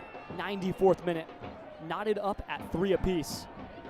Back and forth we go, and somehow Phoenix has life. Long ball up and over the top. It looks like the play was whistled off. As that ball drifted out of bounds, the center referee wanted a redo. And Phoenix is upset again. I don't blame them. This is only going to add to stoppage time, Kevin, too, as we're about 3 minutes and 30 seconds past the 90-minute mark. Long ball into the night sky, knotted along. Legion in the area, trying to get through. Here comes Pasher. No foul awarded. Martinez drifting into the final third. Jamison Ping in pursuit. Everybody crashing down for Birmingham. Is this their chance to knock down the door? Pasher putting a boot towards it, trying to find the far post. Can anybody get there? It's headed, and it finds nothing but far net. Trying to roll it quickly. Rakovsky rolls now out for Ryan Flood. Racing down that left side touchline. Everybody ushered forward for Phoenix. Damian Rivera, the near man, chipped up and over, trying to find the run. Can't quite get there. Everybody loses it. Sacco can't win it back, and it's back with Birmingham, 95th. We'll see how far we play over that line. Ball drifts out of bounds. Birmingham played a poor pass. It's another throw-in for Phoenix. Noble receives. A little skip in his step as he breaks the timeline for Darius Johnson, moving out to the right. Shifting into the right-hand half space. 3-3, Phoenix Rising, Birmingham Legion. 38th in Washington wants one more goal. Charlie Dennis serves a long switched ball. Can he find Ryan Flood? He can't put a head to it. It drifts out of bounds. About 15 seconds left from the allotted 5 minutes. We'll see if they added any time to the watch. Wouldn't it be the first time that we haven't seen it? Center referee wants a word as somebody went down in the box for Birmingham, and this will only add to the watch, like Mahir said. Birmingham is just trying to wade away this match, Kevin. They know that Phoenix Rising has more of the utilities. They have the space. They have the chances over the past 10, 15 minutes or so. They're just trying to get out of here with a point. Phoenix wants to get out of this one with more. 3 points sounds oh so good right now for a team that looked dead in the water 7 minutes ago. It was Charlie Dennis's heroic strike from who knows how long that just drifted up and over into the far corner. It has been wonder goal after wonder goal tonight for Phoenix. Every single one more important than the last. It started with Quayshow. It was carried on by Avayevu. And then the brilliance of Charlie Dennis continues. It's been Dennis madness. And the boy from Brighton has been one absolute man for Phoenix Rising. 96th minute. Delgado watches as this one gets thrown in on the far side touchline. Ball touched down there. Everybody in pursuit for Phoenix. Ball chipped along. Can anybody get their tactical foul? But an offsides flag instead turns into a foul call. AR2 has called a foul and a yellow card comes out of the pocket for Noble Okello. Now, that could be dangerous.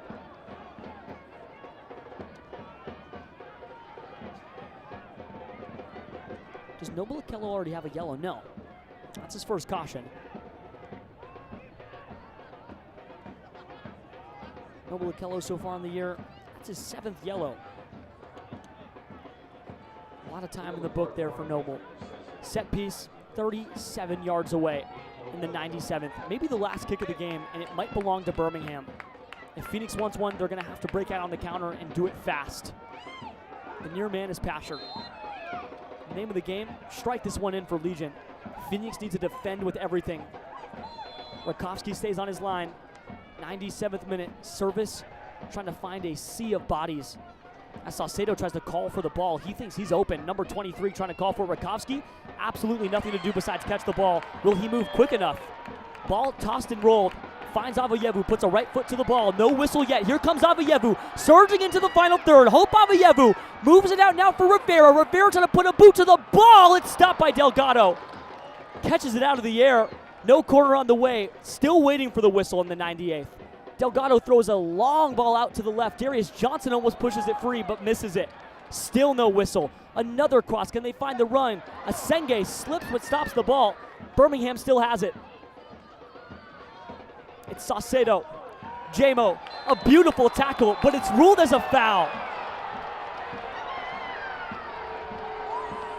Jamison Ping with a hardy tackle on the near side touchline. Got everything, including cleat. 98th minute, set piece on the way. Another dangerous one for Birmingham. Rising isn't out of the woods quite yet. They still have to go back and defend. As we're now 8 minutes through stoppage time. Time is still waiting away. Birmingham just trying to see this one out. They're playing with luck right now. Phoenix once more. They're gonna have to go back and defend. And again, it's tough to go on the counter. That was a good chance with Avayevu and Rivera earlier. Just couldn't find the last shot. Couldn't find the final ball. It'll be Saucedo to take this one. Rolls up his shorts and rolls the ball down. The 90th minute goal for Charlie Dennis. The assist man, Hope Avayevu. 3rd goal contribution tonight. Team leading 8 assists in the championship now. Saucedo, 2 hands on his hips, serving a right-footed ball towards the back post. Way too strong. Throws out of bounds. The ball boy does his job beautifully well. Noble Okello almost falls to ground, but Ryan Flood gets to the ball in time. Here comes Charlie Dennis and crew. Dennis trying to surge forward, gets thrown to the ground. Who will the foul be called for? Phoenix. They'll try to restart quick. They're not close enough to take a half-line kick. 99th minute, turning into the 100th. Asenge crosses the timeline. Still no whistle. They need to move. Darius Johnson, near side touchline, breaking the attacking third. Dances with one. Can he shake Saucedo? DJ puts a shoulder in, trying to find the cross. Stops one, stops two, gets thrown to ground. No foul ruled. Ball trickles out of play. Another goal kick for Delgado. Surely that has to do it in the 100th. Such a close chance for Darius, who's trying to get towards the byline. Smart idea to draw the foul. It just wasn't enough contact. And just not enough speed to really break away and show the contact, show the validity, if you will. Maybe the last kick of the ball now. Delgado centers it on the right-hand side of his box. A long boot, shot up and into the air. Still no check to the watch for the official. Booted down and headed away by Noble Okello, only as far as Pasher, who chips it up and over. Here comes another chance. Another cross into the box, but it's beautiful from Noble Okello. Throw in deep in the attacking third. Noble Okello slid at just the right time, 101st. We have played so far over the allotted 5, and there's still no check to the watch. Who knows when the final kick is coming? 3-3, Phoenix and Birmingham knotted at 38th and Washington. Ball chested down, Avievu trying to defend. Almost a chance, headed onto goal. Rakowski puts a palm to it. Thrown up and over. Charlie Dennis will let this one roll. Here comes Dennis. Can Dennis find the center of the park for Saka? We can. Thrown down to ground. Foul ruled in favor of Phoenix. Another free kick. They'll say the ball needs to go back in the 101st. You have to imagine not much time left. When the initial allotted time was 5. A left-footed ball down for Rivera. Rivera venturing into the attacking third. Moves it out for Flood. He has a rocket leg. Back for Avievu. They need to get something going. Avievu serves to the back post. Nobody's home. Johnson puts a chest to the ball. Keeps the ball in play. Centers it up. Squares it. Can they find anybody? It's booted back. Avievu tracks. 1 whistle. 2 whistles. And 3. We are knotted at 3. And each side will take back 1. Heroics for Phoenix and heroics for Birmingham. They storm back with 3 unanswered goals. But Charlie Dennis with a moon ball and a little bit of magic pulls Phoenix back with a point. Another draw in front of home crowds, but this time a little higher scoring right here. Yeah, most definitely. And again, this is Phoenix Rising ball at its finest. They will try to score goals even though the back line isn't that good. They took their chances in the first half, and even though Dennis did get that equalizer, it was Phoenix Rising just trying to battle its way through, similar to El Paso, similar to Oakland, and that entire road trip throughout the month of July. Immediately after the Lexington loss on July 4th, it was Phoenix Rising trying to battle their way back into this game. It's what Rising does best at times. Maybe not what they want to do the most, but it was enough to salvage them a point tonight. Salvaged a point. We have more on that on the Rising Radio post-game wrap-up show presented by Crown Public House. We'll be back with myself, Kevin Cardez, Mahirson Hassan, and our sideline reporter, Adam Bita, with a full wrap-up on what we just saw in a 6-goal melee parried down for 1 point apiece between Birmingham and Phoenix on the Phoenix Rising Radio Network's X and Facebook pages, as well as KDUS AM 1060. We'll be back with the wrap-up show in just a moment.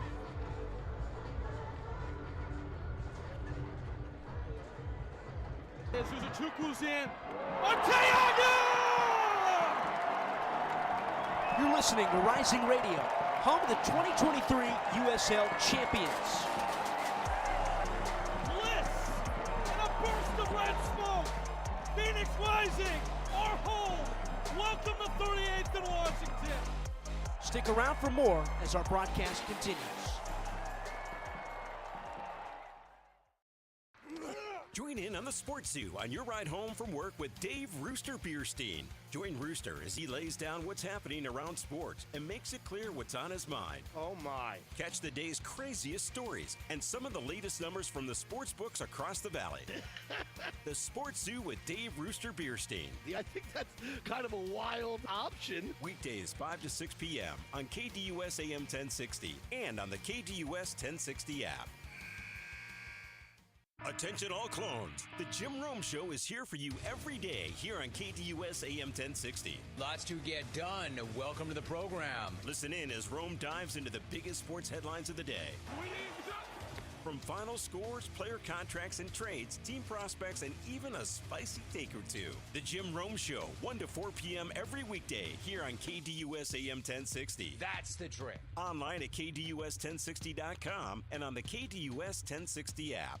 James Out West, your home for sports down here in the desert. Join James and Pat the Stat Guy as they recap the weekend and dive deep into the numbers for the NFL, NBA, college sports, and more. That's 5 seasons of 1,200 yards. Player stats, team numbers, and contracts are just the start of the discussion for James and Pat. He started 815 career games. He threw 749 complete games. There's no hiding when it comes to stats. It's James Out West every Monday night from 7 to 8 p.m. right here on KTUS AM 1060 and on the KTUS 1060 app.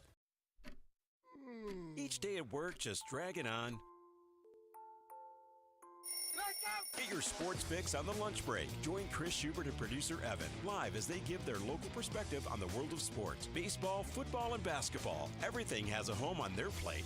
It's the lunch break with Chris Schubert, live Monday through Friday, 11 a.m. to 1 p.m. on KTUS AM 1060, on the KTUS 1060 app, and KTUS 1060 on YouTube. Buying a house can seem almost impossible, especially today. But with the right agent in your corner, it makes the challenge seem effortless. Hi, I'm Connor Cochran with Good Oak Real Estate, your go-to agent in the Valley. Whether you're buying, selling, or investing, I'm here to guide you every step of the way. Because finding the perfect home shouldn't be stressful, it should be exciting. Call 480-688-3200 today. Again, that's 480-688-3200. Let's have the conversation. Hey Phoenix Rising fans, this is Discount Tire, your hometown tire retailer and trusted partner on the road for over 65 years. We know it can be overwhelming when buying tires, but we're here to help. Our online tire buying guide, Treadwell, makes finding the right tires simple. Just plug in your vehicle, location, and driving habits, and Treadwell will give you unbiased, personalized recommendations based on your needs, not based on price. Inviting, easy, and safe. Just how tire buying should be. Shop tires with Treadwell at discounttire.com. Let's get you taken care of. Time for one last kick of the ball on tonight's match. It's Rising Radio postgame wrap-up on the Phoenix Rising Radio Network.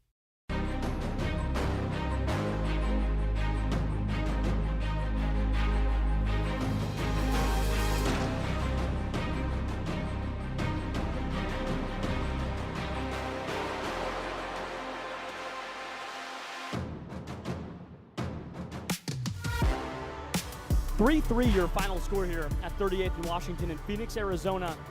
Phoenix, from the jaws of defeat, claw back just 1 point from a moonball off the foot of Charlie Dennis that just skitters into the far post off an assist from Avievu, which made a 2-assist, 1-goal night possible for Phoenix's number 10, who now leads, or is tied for the lead, in assists in the entire USL Championship, now officially on the race for the USL Golden Assist Boot, which is an awkward name for it, but that's what the award is, so we'll give it a run. Mahir, some quick thoughts just after it was all said and done. We went from we're up 2-0 to we just conceded 3 in a row to, all right, we got a point. What are the thoughts? I mean, it just shows what Phoenix Rising is capable of doing, and it's fighting back, but it's also showing what Phoenix Rising is vulnerable to in its attacks, especially when they get a little too complacent. And it felt like that today, Kevin, especially towards the end of that first half, where Rising had a little bit of momentum, but let's be honest, both Quaisho and Avievu had really good shots. Quaisho thunderous, Avievu sublime, and they needed something to go in their favor. And Birmingham just said, you know what, we're just going to go back to our fundamentals and just feed into the box, and they were able to get 3 goals from it. And, you know, Damas, even though he didn't get a goal, was in and around the action, was able to disrupt Phoenix a little bit, and was able to rattle off 3 goals. And because of it, they're going to be heading back to Alabama with a point. And that shows what both teams are capable of doing. The good, the bad, the ugly, everything was on display tonight, Kevin. And it really just goes back to the defense. You concede 3 goals, you score 3. This is one of, if not the best attack in the entire USL Championship. They score goals like pretty much no one else does, but when you concede goals like pretty much no one else does, it's kind of rough. Yeah, it kind of is, because that's the line that needs to be threaded, and it doesn't help when Pop Marboy is out in red card suspension and Braxton Montgomery just 24 hours or so ago committed to Rutgers, one of the best programs in the Big Ten. So you don't have him, despite him putting up more than 1,500 minutes this season. So now you have to find those replacements in the back line. You have to try to find some sort of continuity, and the center back pairings have just not been there this year. You've tried Mo and Pop. We've seen Flood and Smith, 2 fullbacks, started center backs this season. It hasn't been pretty for this Phoenix Rising side. It was the case tonight, and they're still looking to try to find some of that area, because even even though Asala Senge is meeting the ball and getting those challenges, a lot of Birmingham's chances came off of the second man. It wasn't Damas. It was the guy who was also in the box who was able to get a shot off or get a rebound off. And that's what happens when you don't have a true center back in that back line. You need to try to find those gaps a little bit better, and Birmingham just capitalized on tonight.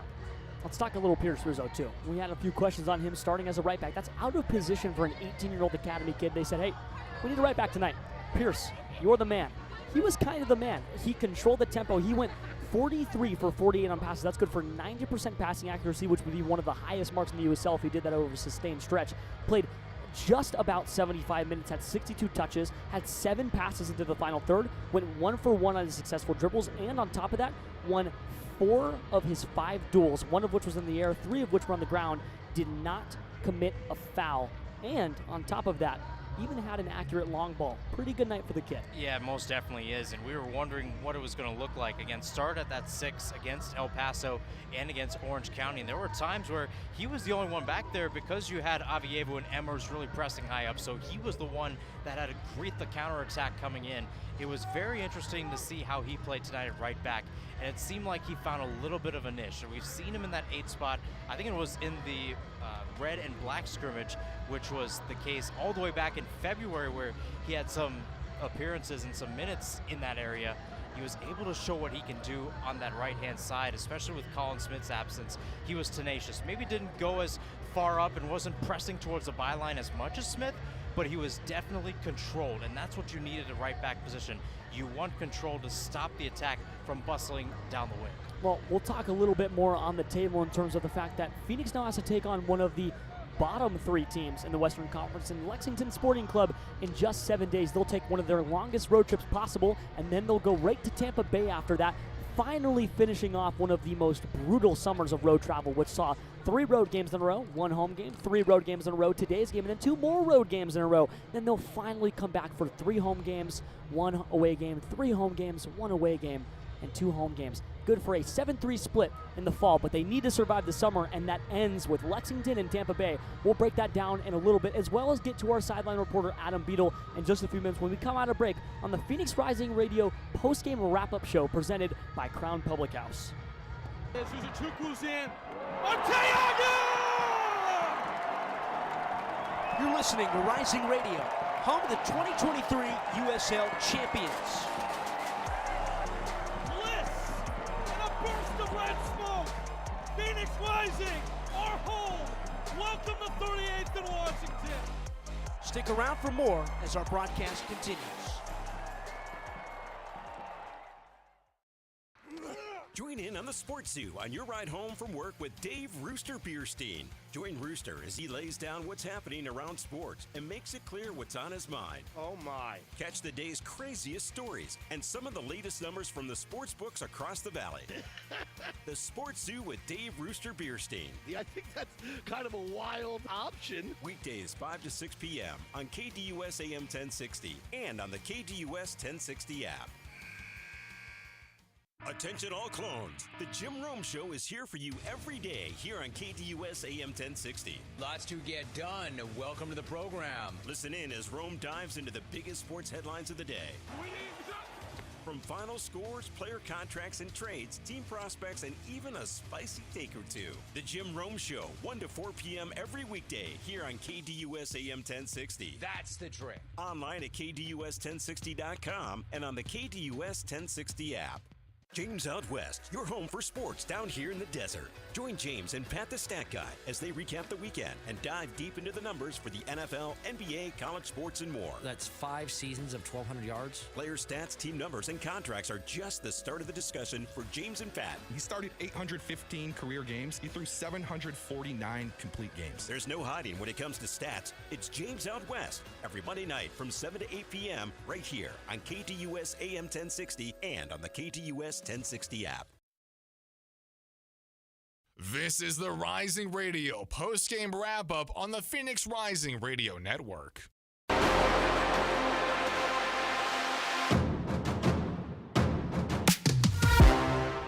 3-3, your final score here at 38th and Washington between Birmingham Legion and Phoenix Rising FC. Now joined by assistant coach Darnell King. Darnell, appreciate you for giving us the time and joining with us. First off, let's start with the Charlie Dennis moonball at the end. That was one absolute screamer, especially after what had happened just 5 minutes prior. What did you guys see on that goal? Yeah, DJ made a good run to drag the defender that was on Charlie away, and Charlie, on his left foot can be dangerous. He put it in a good area. Shot, cross, whatever it was, it went in the back of the net, so that's all we care about. And we let them get back in the game a little bit, but to get that goal and tie it was important for us. For you guys, getting a draw out of a Birmingham Legion side that is very talented, one that is also trying to figure their own way out. You guys look forward. You have 2 more road games. Is a draw here a result that you guys are cool with, or are you always still looking for that 3 points? Obviously looking to win every result, but this is still a fairly good one. Yeah, I think always you're trying to get 3 points, especially when you're in the lead early.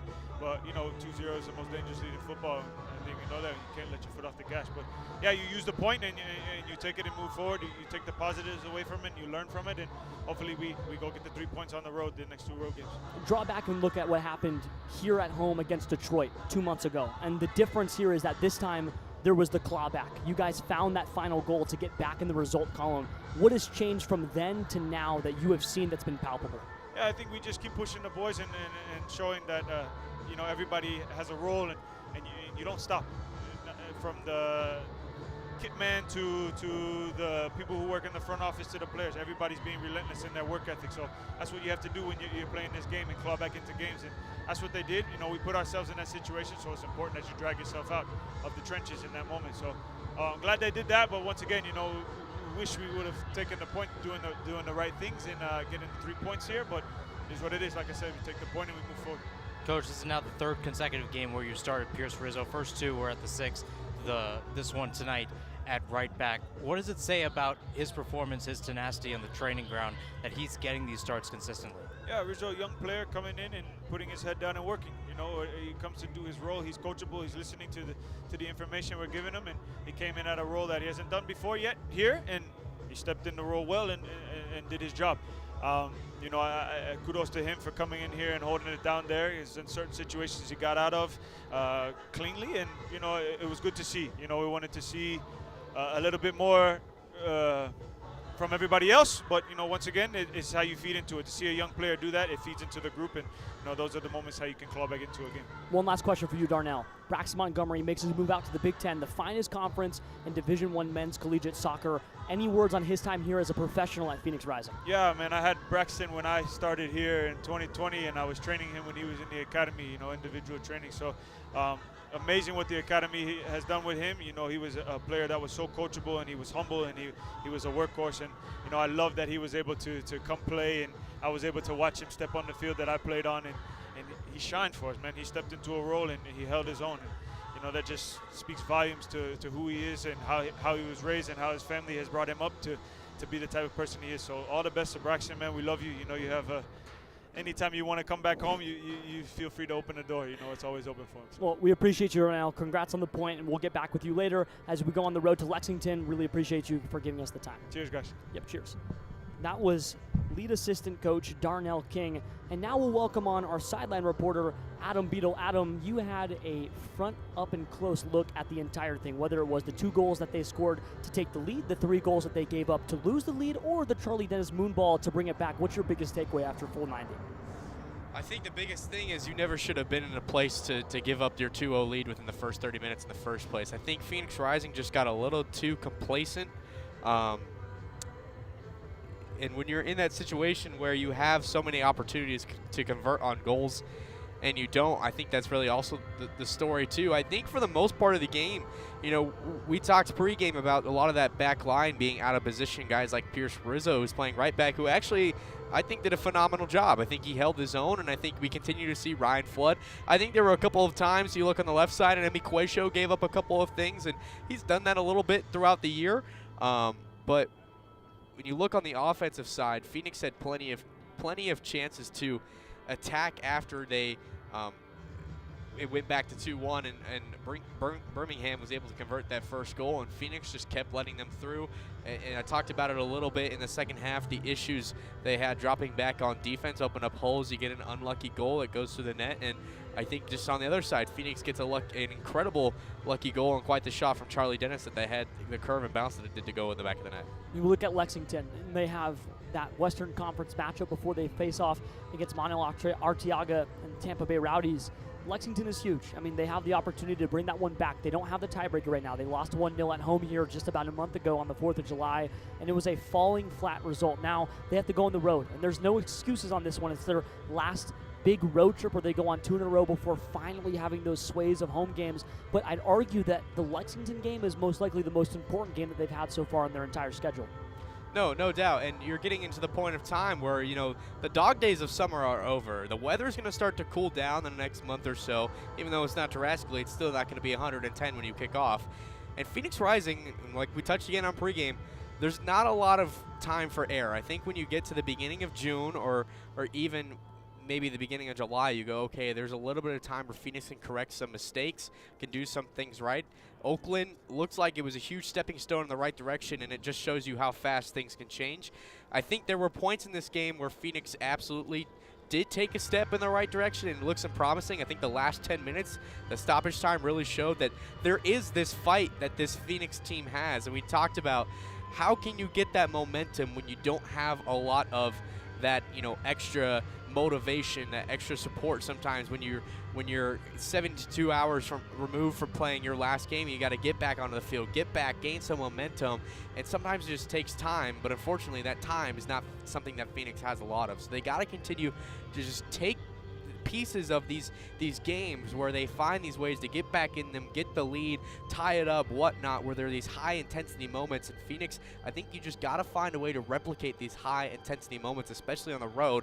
And against a team like Lexington, creating those high-intensity moments becomes ever more important. Well, we appreciate you, Adam. Thank you for all your work so far on the touchline. We hope to have you back sometime soon. You were fantastic tonight.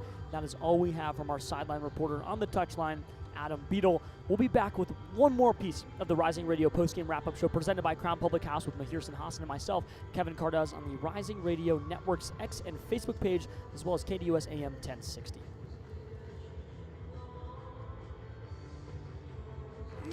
Join in on the Sports Zoo on your ride home from work with Dave Rooster Bierstein. Join Rooster as he lays down what's happening around sports and makes it clear what's on his mind. Oh my. Catch the day's craziest stories and some of the latest numbers from the sports books across the valley. The Sports Zoo with Dave Rooster Bierstein. Yeah, I think that's kind of a wild option. Weekdays 5 to 6 p.m. on KDUS AM 1060 and on the KDUS 1060 app. Buying a house can seem almost impossible, especially today. But with the right agent in your corner, it makes the challenge seem effortless. Hi, I'm Connor Cochran with Good Oak Real Estate, your go-to agent in the Valley. Whether you're buying, selling, or investing, I'm here to guide you every step of the way. Because finding the perfect home shouldn't be stressful, it should be exciting. Call 480-688-3200 today. Again, that's 480-688-3200. Let's have the conversation.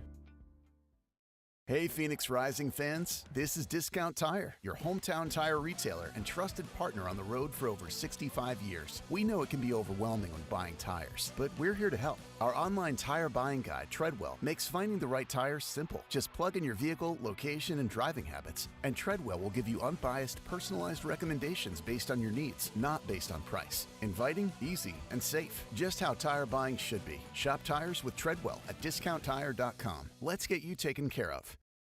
This is the Rising Radio post-game wrap-up on the Phoenix Rising Radio Network.